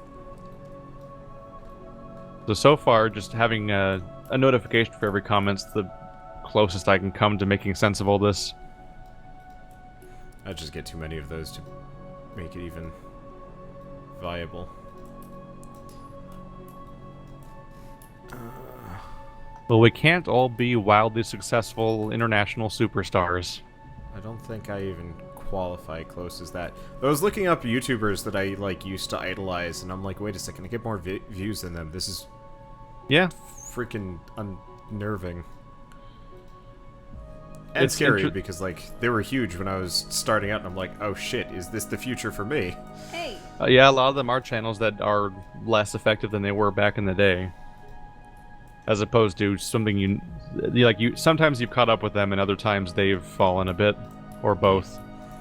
Like I was comparing videos earlier, and like cuz like there was the surprise when when I got a comment from Wings originally while we were playing we were like in Stranglethorn Vale or something in our WoW series super early on. Like right when they were putting out the first WoW update that was replacing character models with new visual versions of them before Draenor was even out. And like back then, it's like, wow, this is insane to be getting comments from somebody that has like 450,000 subscribers. And now I actually have more daily views than he does. And he was talking about how he used to be like one of the top 100 YouTubers, period. Like, it's bizarre to think about those dynamics.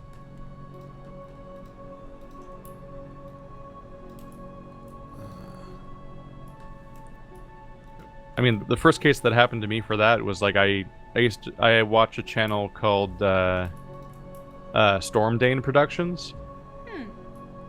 And like What were they noted for? They just did video reviews basically of games, and like I passed him so long ago. But like just the fact that they're channels that you watch inherently makes you think they're going to be way bigger than you.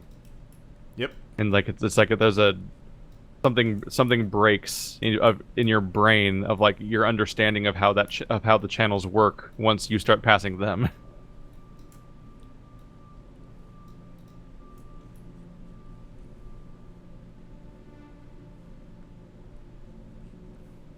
So you guys need to play We Were Here. Yes, I was going to last night, and then I was like, I really want to play Metro. I'm gonna put it off. Oh. Because you were doing a series with Bird or something? Yeah, I played through We Were Here last night with Bird. It's a like a puzzle like room escape type game, but the two players are in different locations the entire game. And you have to help one another. Yeah, like not being able to see what's on each other's screen is the entire point, because you have to communicate back and forth to figure out what the puzzle is and how to solve it, sometimes under time constraints. We're gonna have to make sure that we don't cheat. Yeah, you have to set yourself up so you literally can't look at each other's screens, or it will break the entire point of the game. I mean, we did get a second desk, so I could It work in the other room. would be hard, actually, to cheat comparatively. Cardboard. Oh. Well, I could use the Yeti. We just wouldn't have the same microphone setup. Yeah. I'm not too worried about us not cheating, though. Again, we have a setup that's conducive to not cheating anymore. As long as Chelle keeps to it. I saw you during D&D. I know what you do. So, on the earlier topic, the problem with they changed the format of the email notifications for comments, and the problem is that the email notifications you get now include like BB code on them. Ooh. Like I just got a comment from Ballot Box that said like open bracket B close bracket customary Yuan Shao response open bracket /B close That bracket sounds more don't like pursue Lu Bu. That sounds more like a bug more than anything else. Yeah. It also shows line breaks as like /BR and everything. I'm like, that's not supposed to be here. Yeah, I think How did their that system, not get? How did they not catch that? I think their system just busted.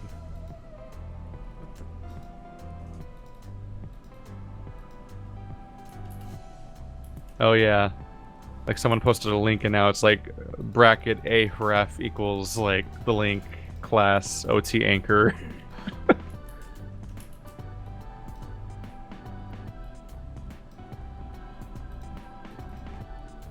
Yeah, I think you've just stumbled across a bug. Which does not surprise me too much considering YouTube.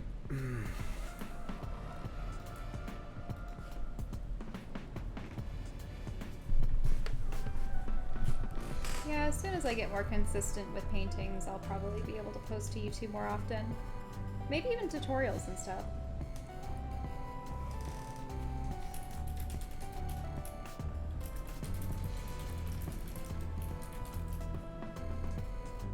Can't imagine though when I have to start my own streaming schedule. Like Wanda right now is sort of walking me through it to help me get started and provide conversation.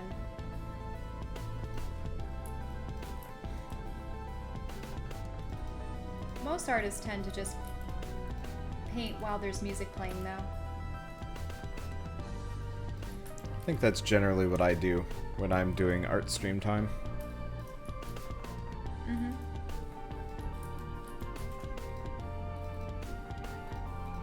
Not the Works Fox better. and Space people. They do like 6-hour long like talking to chat streams Damn. while animating. I mean, honestly, it's probably a good idea to do that.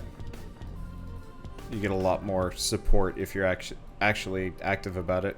Usually for me, art streams are like, I'm really tired, so I'm just gonna do this because it's either this or nothing.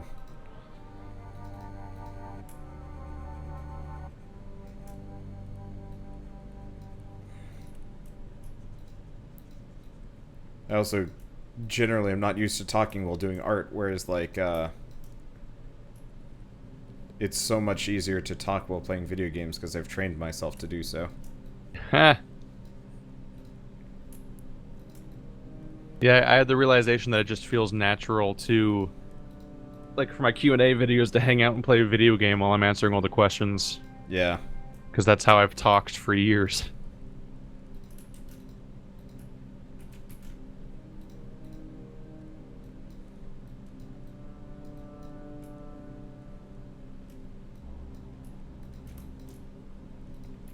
it also gives people something to watch. That's why whenever we're doing the podcast, I'm usually playing something. Because the live audience is just like, what are they doing? Why are they just talking? Also abates the demands of like, Wander, play something. When's the game gonna start?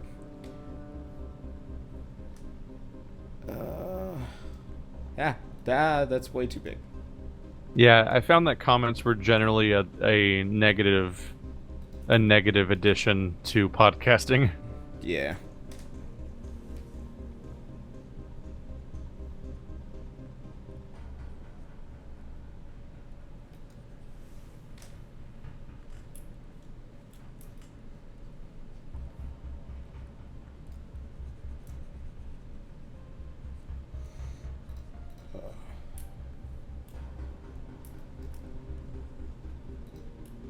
The only thing is that if you play We Were Here, you'll need to have Chelle recording too. Yeah, well, I've got that set up as of a couple hours ago. Wait, you're not gonna have me stream it at the same time, are you? Probably will. What? Don't have much of a choice if it's a co-op game. So it wouldn't be the kind of thing you'd want to record and then release later? Yeah. You're streaming it? Yeah, why not?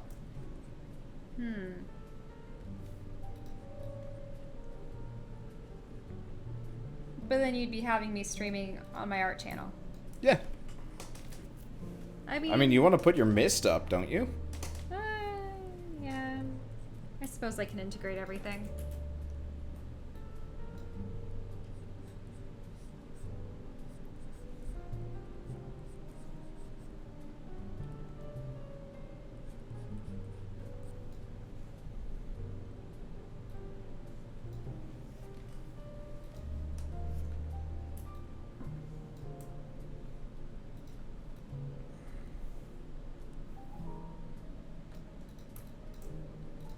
I'm not good at making guns.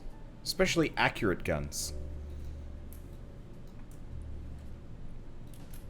Or sometimes guns with straight barrels. Yeah.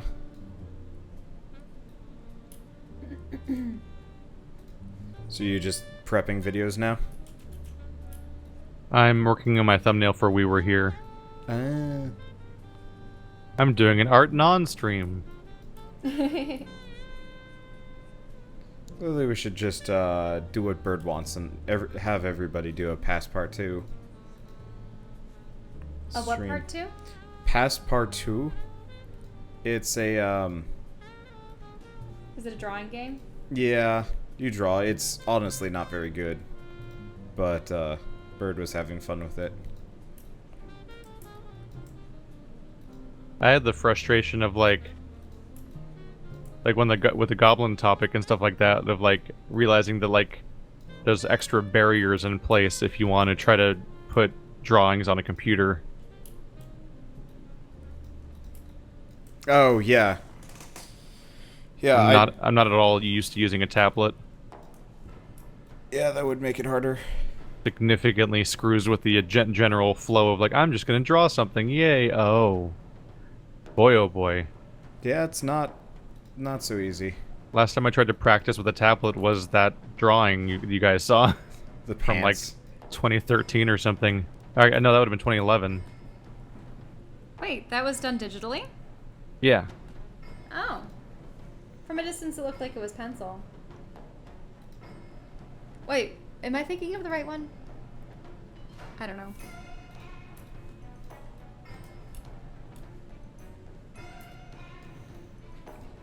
This is indecipherable. I'm in the moment where I have to manually crop out a logo from gameplay footage because it's not available publicly. Huh. They don't have an available, like, here's just the logo text on its own with a transparent background anywhere. I have to Yeah, I make hate my that. own logo. I had to do that with Metro 2033. I was like, wait a second, really? You don't have... No? Guess not. Huh.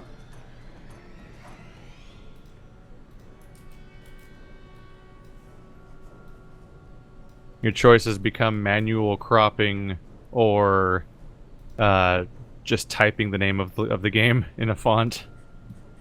Yeah, honestly, I usually just go with my own font unless it's a game that I like particularly care about.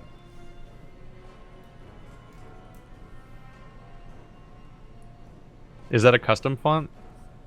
No, it's a font I downloaded and then heavily modified to some degree. There I are a guess lot of not free heavily fonts. modified, but yes, I did modify the font. I gotta modify it some more. I didn't take out the tails, and I gotta do that because the I tails think look I just awful. see you vector erase them out every time you make something. Yeah, You manually erase the elements of the font? yeah. Because sometimes they're okay, sometimes they're not, and at this point, I really have no excuse but to actually change the whole font itself. I guess no excuse but laziness.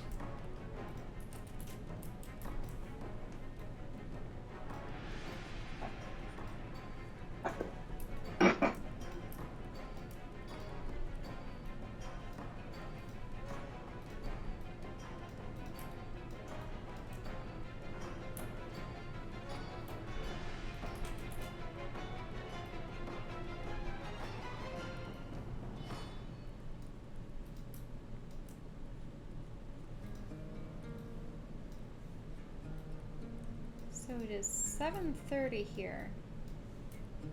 What were your plans? Mine? Yeah.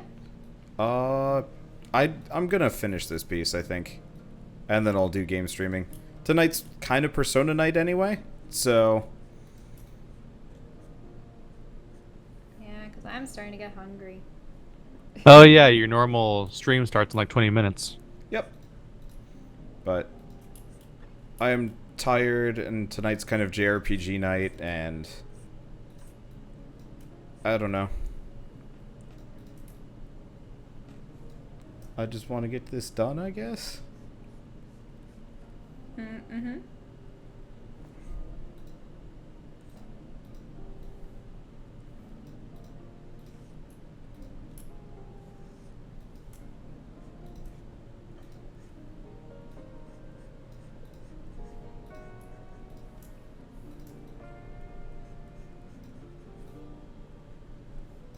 Because I don't exactly get to do a whole lot of artwork. But this one took a fair bit longer than I thought it was going to.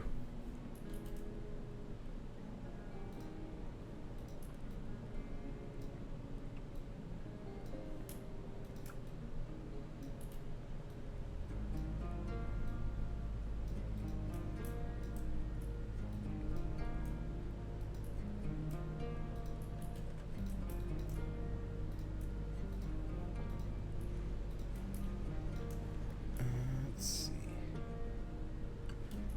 I'm probably trying to be too accurate with this gun. Oh well. It'll be done soon.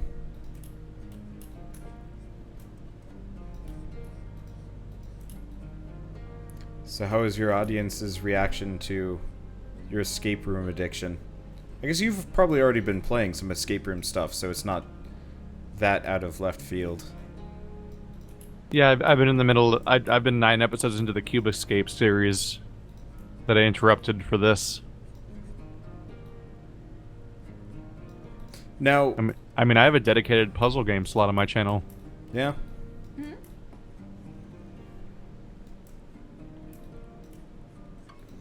There needs to be more.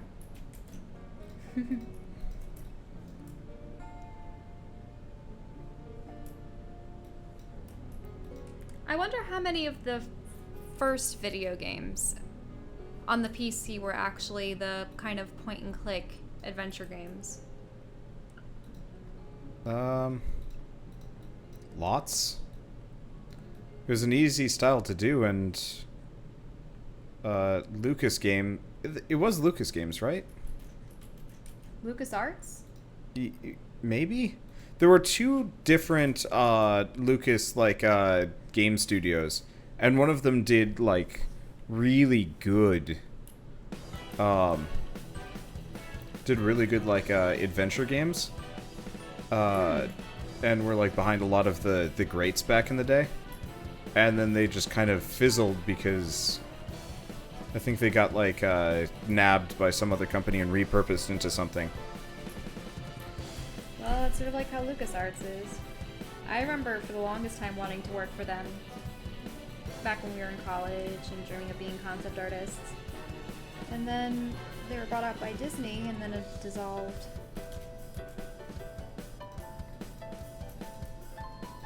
Well, you mean...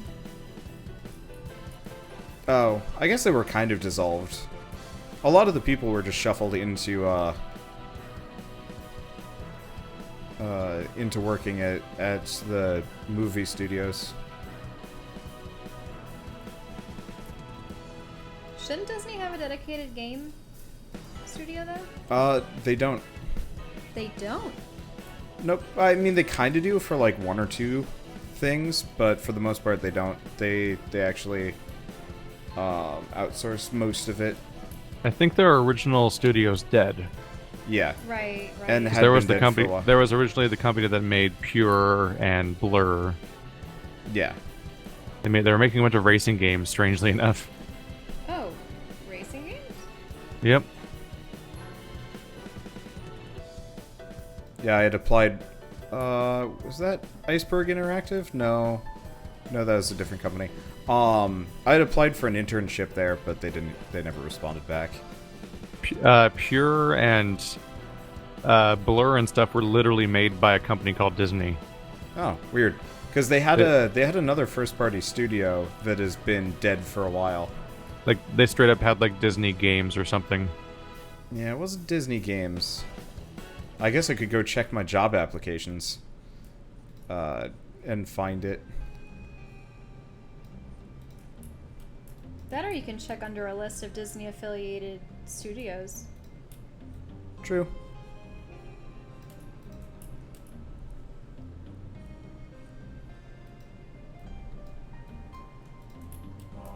Oh yeah, Keith, have you gotten a bunch of emails about Raiders of a Broken Planet, or nah?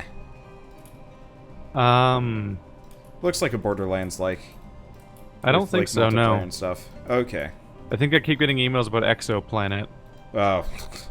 Yeah, I still do too. I got a code for it a long time ago, but I'm like, it's an early access RPG. Why would I play it now? Why wouldn't Yeah. I? Why would I? For what reason would I ever want to play a Western style RPG, or really any RPG, when it's not done?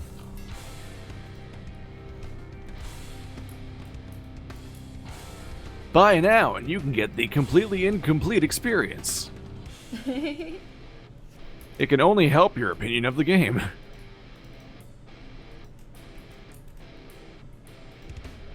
I feel like some developers really shoot themselves, probably most developers really shoot themselves in the foot by doing early access.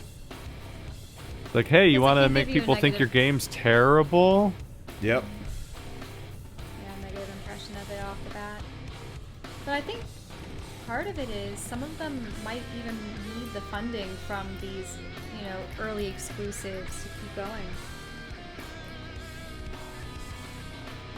At which point it's like, well then how wise was it to start in the first place? Generally not. What was the game? I mean, there's a ton of games that I've covered specifically that have just been like, you really, really should have waited. What was I covering recently? Oh yeah, Resrog was the kind of a early access dungeon crawler game. It kind of had potential, and then it bugged so hard that like most people couldn't even play the game anymore, and it's just like, well, your game is dead in the water now.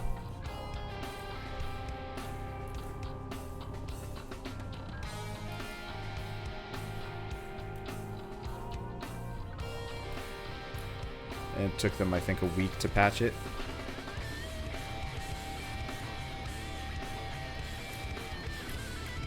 Which is, at that point, it's done.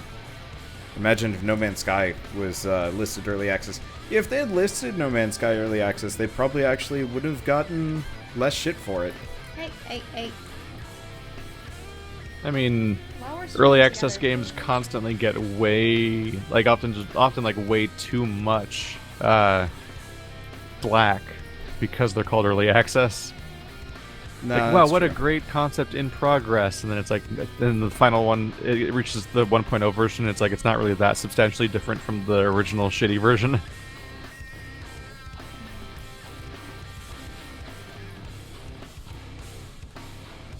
It's like frustratingly common for a game to not actually feel like it made that much progress ultimately after being in early access versus 1.0. Like, it's usually more content, but the main game is often feels exactly the same. So all those rough edges you were excusing early on turn out to still be there in the final version.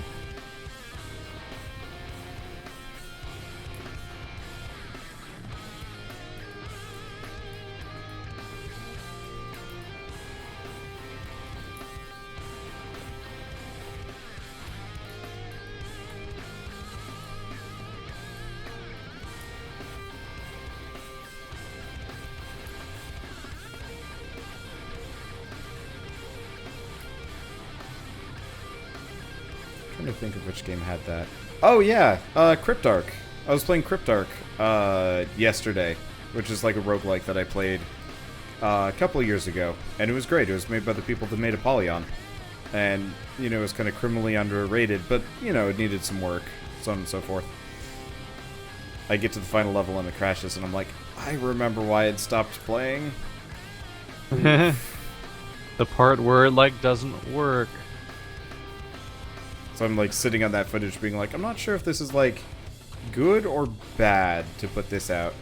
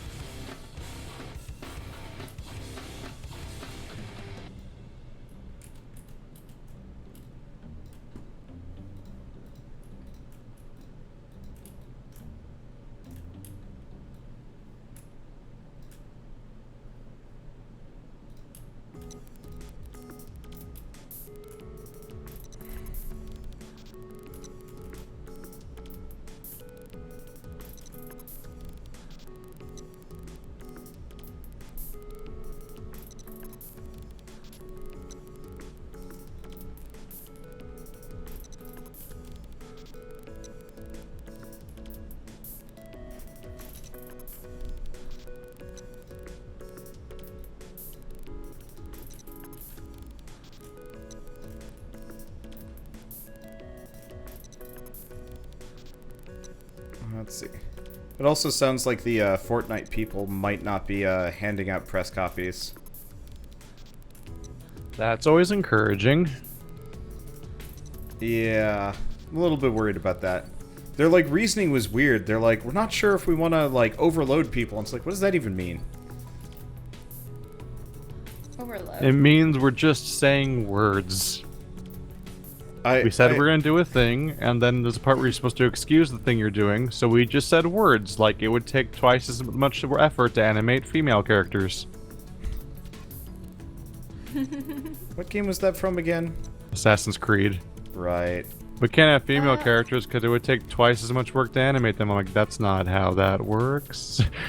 Now, by female characters, was it that they wanted to make it an option as to whether or not you play male or female, or just having a female protagonist? Assassin's Creed Unity, right? Yeah, Assassin's Creed Unity added a 4-player multiplayer co-op thing, and you could, and it would people were looking at the promo art and stuff and being like, why is it 100% male characters? And they would have been better off saying the real reason, which is the fact that you play as the protagonist of the game. Like when you play the multiplayer, you're literally the protagonist of the game going into a multiplayer scenario where all of the other characters are presumably not the protagonist of the game. But in those people's games, they are playing as the protagonist of the game and everyone else is other replacements. So everyone looks like the protagonist in their game, and the other characters look like random replacement characters in like Fable multiplayer. Mm-hmm.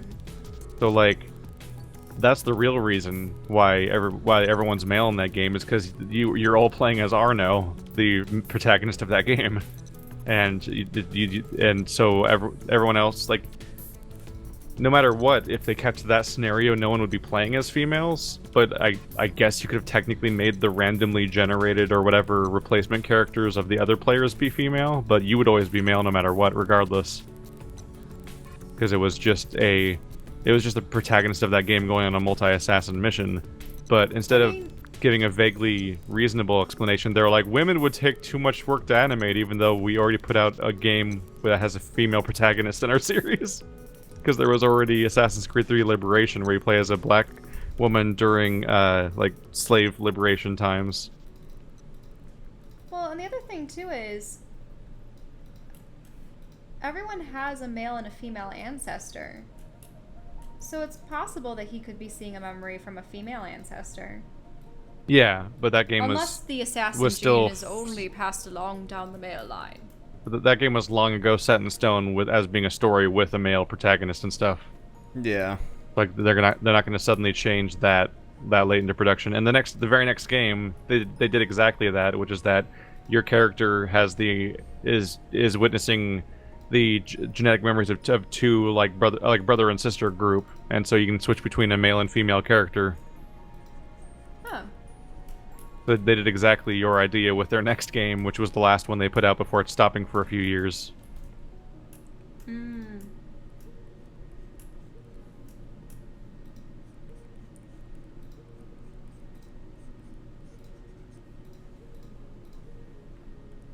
It was just so easy to make fun of their excuse because it was so blatantly not true, and also like it was both not their real reason and didn't make sense as a reason. It was I think fascinating. that's the kind of reasoning that kept. You were familiar with Terra, right? The MMO. Kind of. That's the one where you shoot, I think. No, it's the one with, it's like sort of like a South Korean MMO. Wasn't that supposed to be one of the And MMOs that actually has like skill gameplay, where you're actually doing stuff during the gameplay as opposed to pressing hotkeys, like you were aiming and stuff? I think there's live combat, but I don't really remember much of the gameplay because Carl I and thought were Terra all had like playing it I thought together. Terra had like a literal like aiming reticle. Did? Maybe? Maybe for some of the gunner classes. I don't really remember it that well. Yeah, but they've only added a couple of new classes to the game, and they've been exclusively for one or two of the races and only for the female members of those races.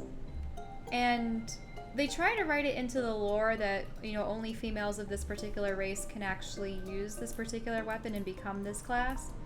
But really it's because they probably didn't want to have to do animations for the male the male side to it, and also for numerous races.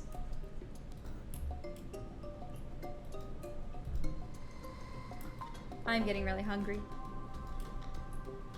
I might have to stop for now. Is that okay? Yeah, that's fine. I'm gonna Okay. keep going until I'm done, but that's probably not gonna be too long.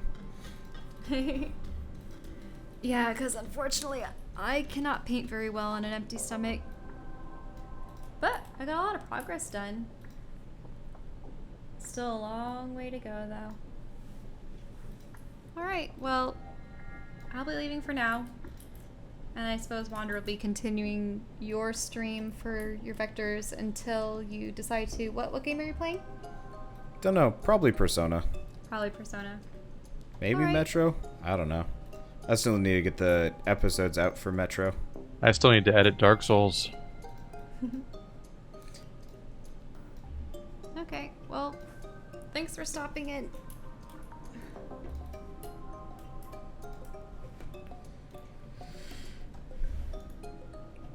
Let's see, what did I turn the machine gun into the sniper rifle? It's because this is one of the guns that I actually use. Whereas the machine gun was just a dumb side drawing.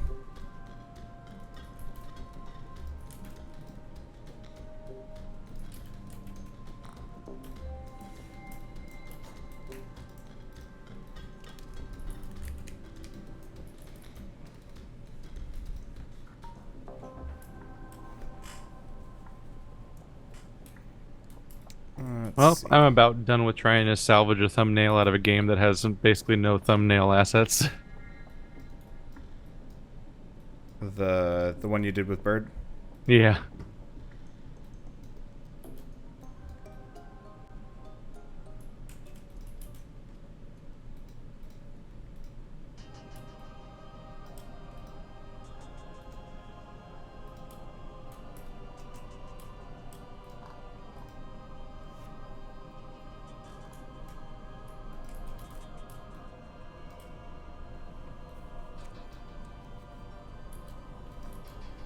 Yeah, for the life of me, I can't remember the name of that game. We were here? Yeah. I don't know, it just comes off as kind of randomly generic for me. Sorry. That's probably fine.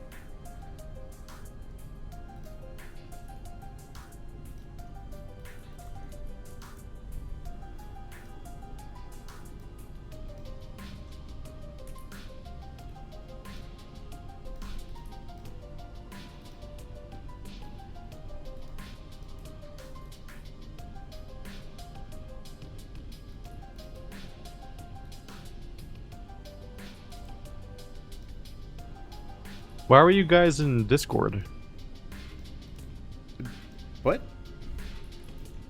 Like, why Oh. were you guys in Discord in the first place? You mean TeamSpeak? Oh, yeah. So Whoops. we were both streaming, and since we only have one mic set up, which is hooked to my computer, the easiest way to get audio to her stream was TeamSpeak, because we were already set up for that from all of the other things that we've been doing. Oh. So it's I wonder if little it was. janky. I wonder if it was echoing in hers. no, because we had it muted. It probably doesn't make a whole lot of sense, but it worked out fine, and she was not echoing. Yeah, the moment I joined in, I muted Chelle because I'm like, oh, this is the same voices repeating. Now, do you just leave like the last stream title and everything up because it's not allowing me to change it? Yeah, nobody's going to be looking anyway.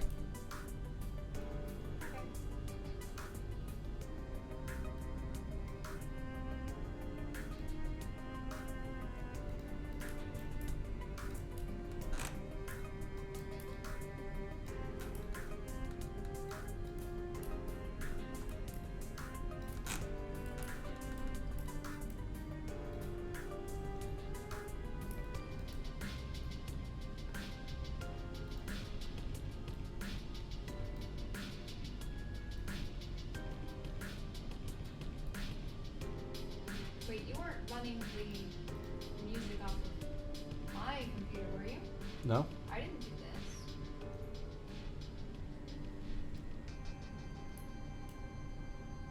Might have still been there, but if you couldn't hear it on your own stream, then it's fine.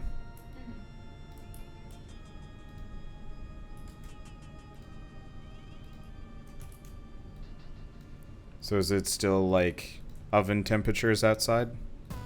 Yep.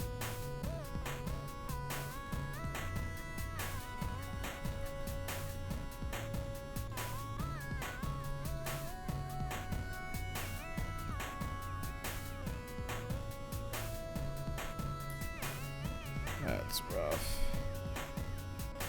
I don't ever remember it getting that hot when I was in California, but I guess Southern California probably has different, less awful climates somehow. I mean, it also changes greatly based on whether or not you're near water. That's a good point. If you're on the coastline and stuff like that, it's just so much cooler all the time because the water regulates temperatures. It absorbs heat during the day, which means that it's less hot during the day, and then it slowly releases that heat it absorbs during the night, which means it's actually warmer during the night. So just in general, large amounts of water regulate nearby temperatures so that there's less variety than, say, a desert. Which is what most of California actually is. Forget you'd actually know this stuff.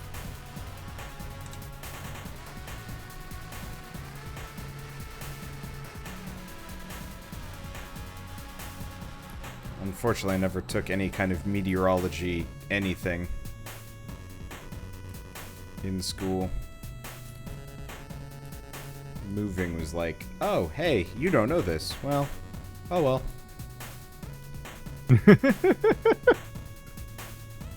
I only ever had one experience of changing classes midway through a year.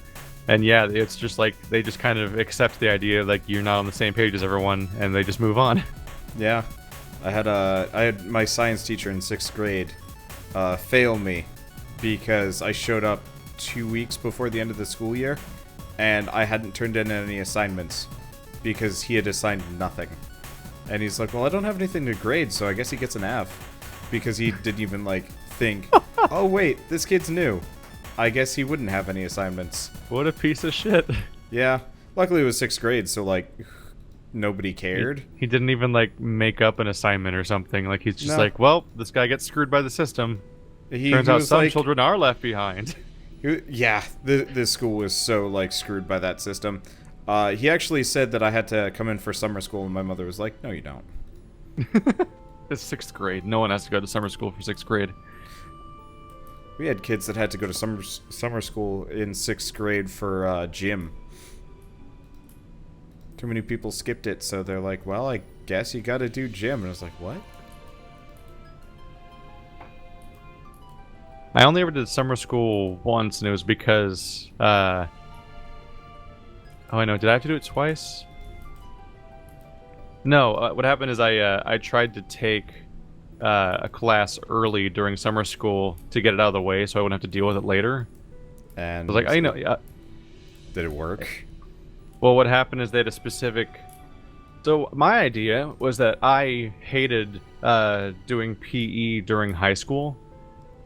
I hated having that in the middle of my day, so I'm like, what if I did PE during the summer, completely isolated from all of other school? Those would just be like a group of 30 kids doing stupid PE stuff during the summer, which is like the best time anyway. And then I don't have a shitty part of my day that involves like gym clothes and locker rooms and like, oh, you gotta get this washed off, or oh, you smell different before and after gym class, or you need to shower in the middle of the day, and all these other things that feel totally at odds with the idea of a school schedule.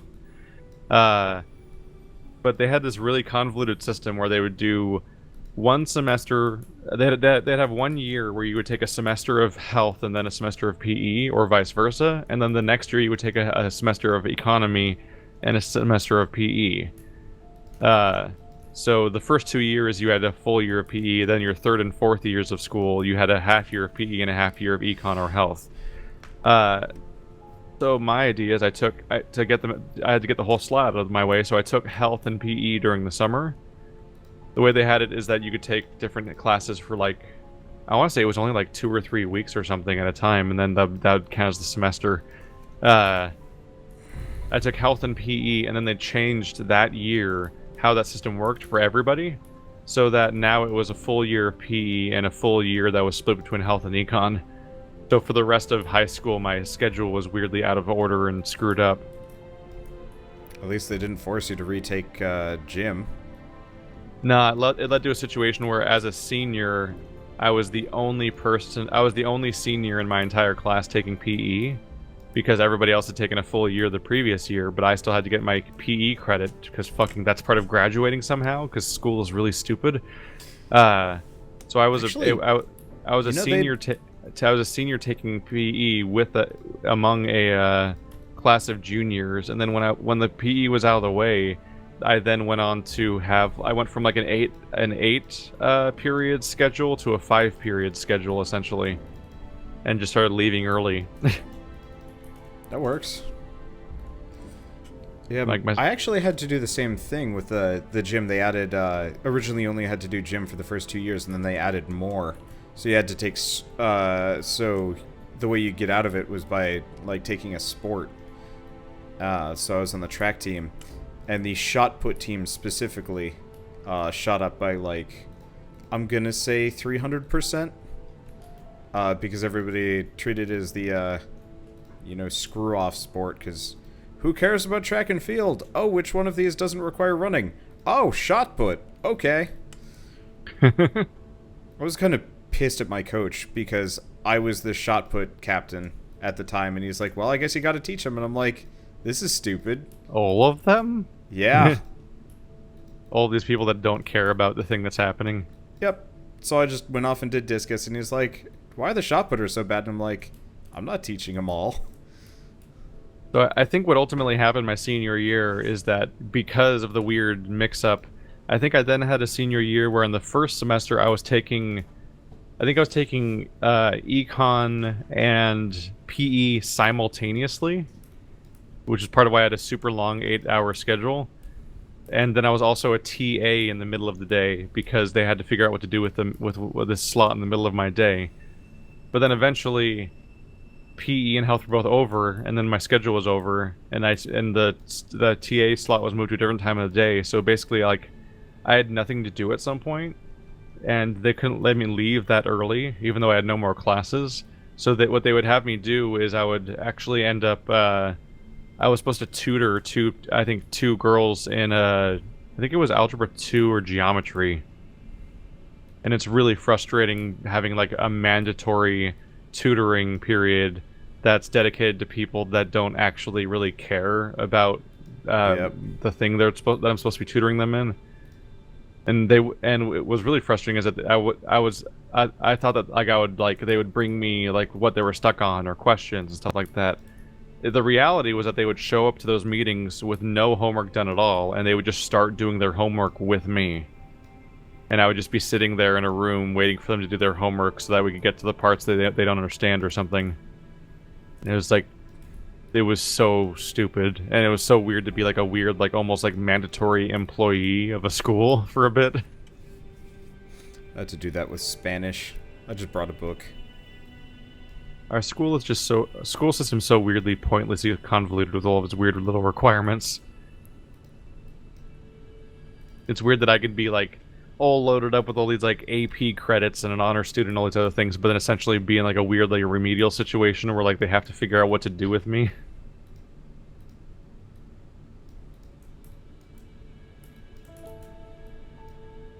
Actually ran into a weird situation. Well, maybe not weird, almost bad. So did you ever play Quake? Or like mess around with Quake live CDs or stuff like that? No. Okay, so effectively you could My put closest Quake... experience to Quake would be Turok Rage Wars. Fair enough. But so you could put Quake on a CD and just run it off of that or a USB or whatever. This is, you know, kind of back in the days where CDs were a thing, I guess. And so I had just graduated, like, maybe... Like, it was my last day of school. And so me and a bunch of other seniors who were in the computer lab, because we all had an animation class together, we're like, all right, well, we've got a whole sheaf of Quake live CDs. Let's play Quake. And I'd say like 30 minutes later, all of IT busts in and threat with like the principal, and they're like, we're going to get you expelled. And it's like, we just graduated. Leave us alone. I remember I used to go into the Cisco lab and try to play World of Warcraft on their computers. It took me several days to finally get it downloaded, only to realize that it definitely couldn't run. There was a problem for a little while where people were playing like RuneScape. Oh yeah, I only know what RuneScape is because it was our only escape from the monotony of what was Infotech class. Everyone would have a tab open with RuneScape and be switching to that whenever whenever the teacher was in front of your computer, so they couldn't see what was on the screen. Yep. Man, that game is not worth trying to make time for. No. I played it a lot because it had a nice economy simulator, and also it was like the cheapest MMO at the time. It's one of those games that feels like the only value is its novelty, in that it does a thing that you haven't really seen before, but then once that wears off, you're like, what am I doing? Like, what am I actually doing with my time right now? This is like the worst thing to do on purpose. Yeah.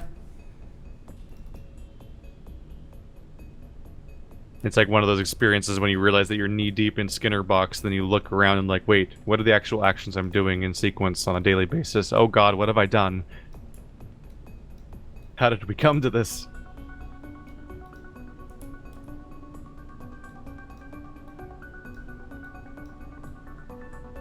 every once in a while I hear about, like, RuneScape streamers and their drama, and I'm like, that game has drama? Never before has such a war been seen since EVE Online. Hear about EVE Online drama, and I'm like, huh. The freaking guys that, like, manage to steal hundreds of thousands of dollars worth of stuff from EVE always amuses me.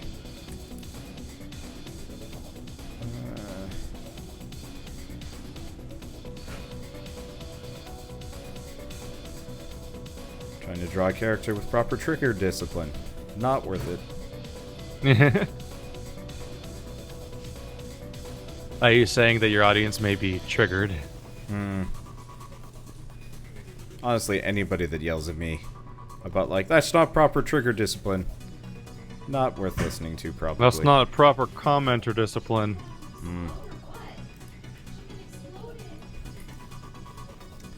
Chelle just blew up a chicken.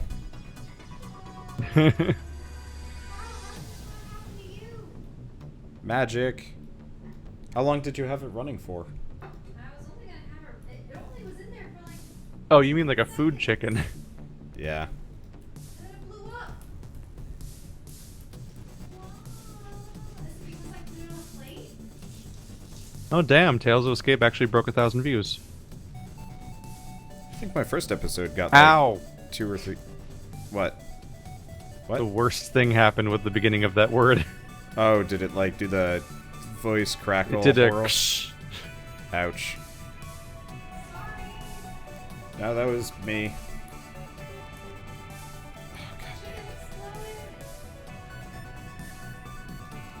Yeah, all the comments on Last Duel are like, didn't you already play this?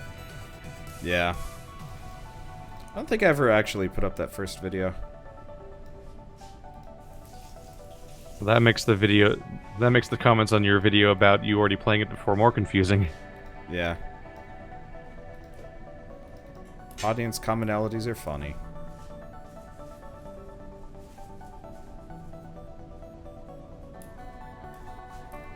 Jesus Christ, fingers are the worst.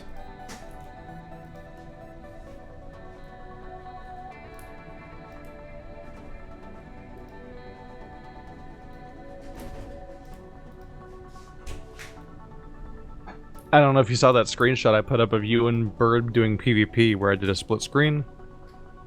But I ended up doing that for the entirety of We Were Here because that seems to work the best. It's like it's a split screen. Yeah. But what I do is I only make I make them way too big to actually be a proper split screen, and then I just make a diagonal division between the two frames. I'm probably gonna end up doing the same thing. I did that with kind of Feel the Snow, but not quite as good. Because having a diagonal cutoff where just like a diagonal corner is missing of the frame is way better than having two really small frames where nothing is lost. Yep. And then half the screen is empty space. But also I didn't want to do the thing where one frame overlaps the other frame by a huge margin. So I just made these weird, like, pentagon-shaped pentagon-shaped video frames.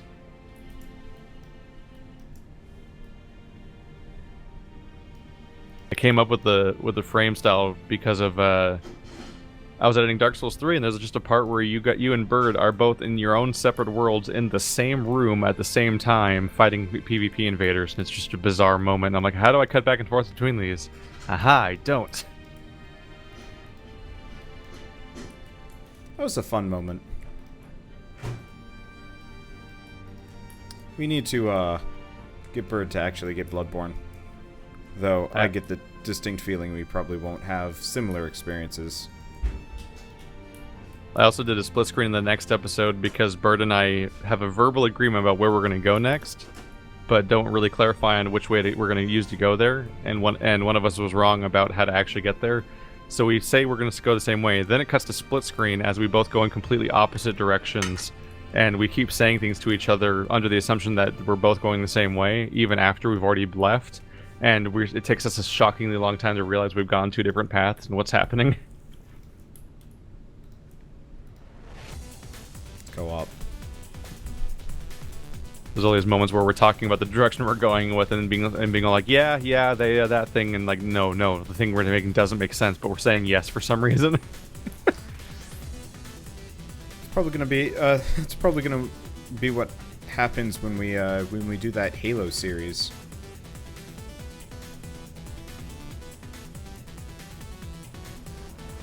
I guess Halo's fairly linear.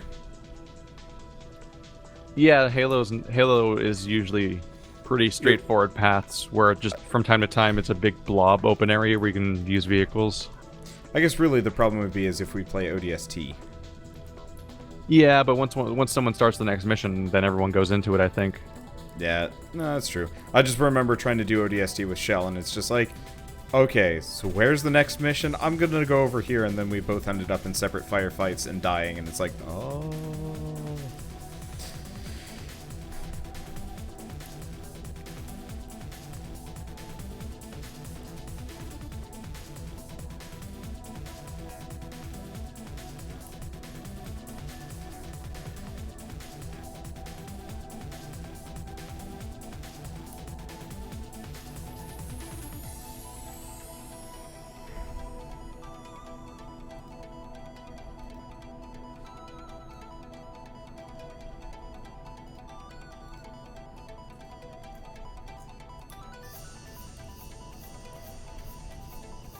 Be warned that when you set up We Were Here, you're going to have to do some finagling to get it to work properly.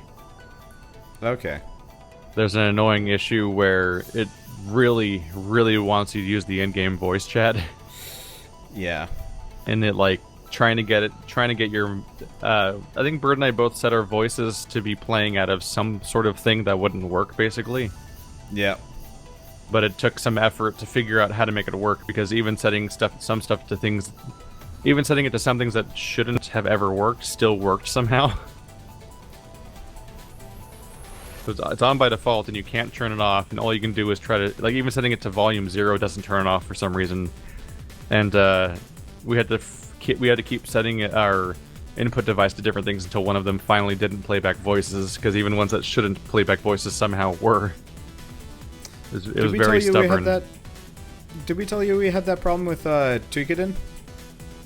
No, I don't. Maybe, yeah, probably. It was like the Monster Hunter kind of like God Eater or whatever. Yeah, the one from Namco. No, the one. Toei? It was from the Dynasty Warriors publisher. Yeah, I think Toei then. So we were playing that, but it had. I think it was Toei. Koei Tecmo. Yeah. Oh, Koei Tecmo, not Toei. Bleh. Koei Animation is like Dragon Ball Z, isn't it? Yeah, sorry. I know that because of that really long blurb at the beginning of every Dragon Ball Z Abridged, where you slowly start to memorize what they say at the beginning. I would watch the compilations. This animation is a fan-based parody. Yeah, I would watch the 3-hour long compilations of those, so I only had to see that 3 times. But yeah, so Toukiden had always on voice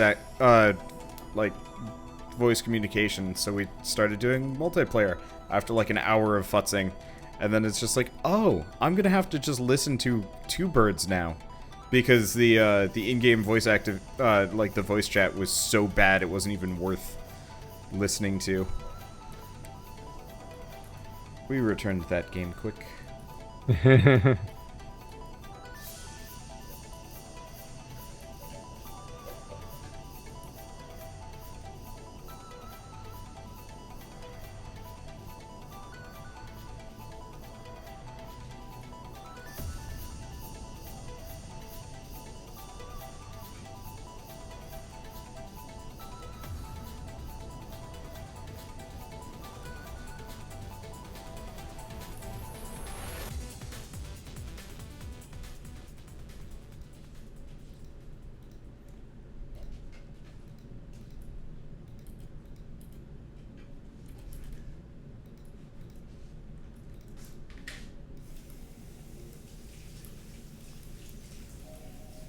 Okay. I'm almost done.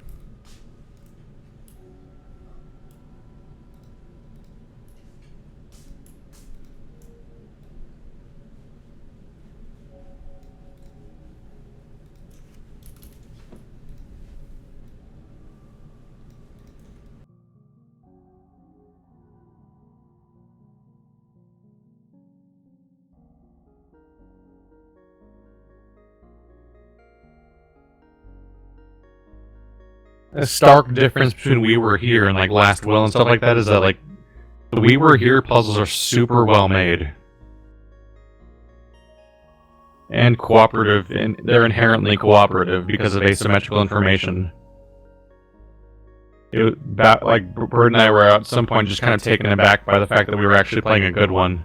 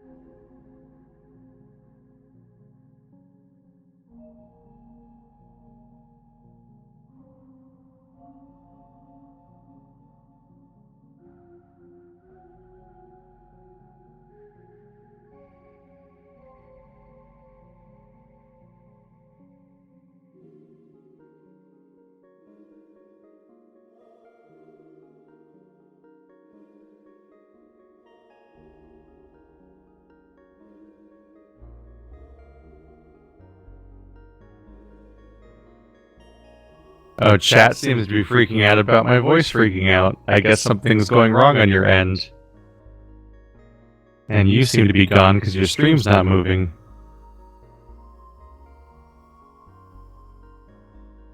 Oh yeah, now I hear it. Now I'm listening to it.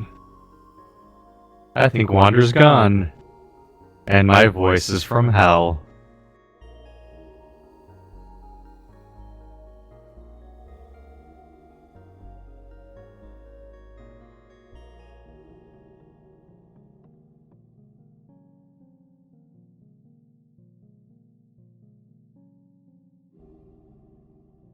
How did he do that? What did he screw up that did this?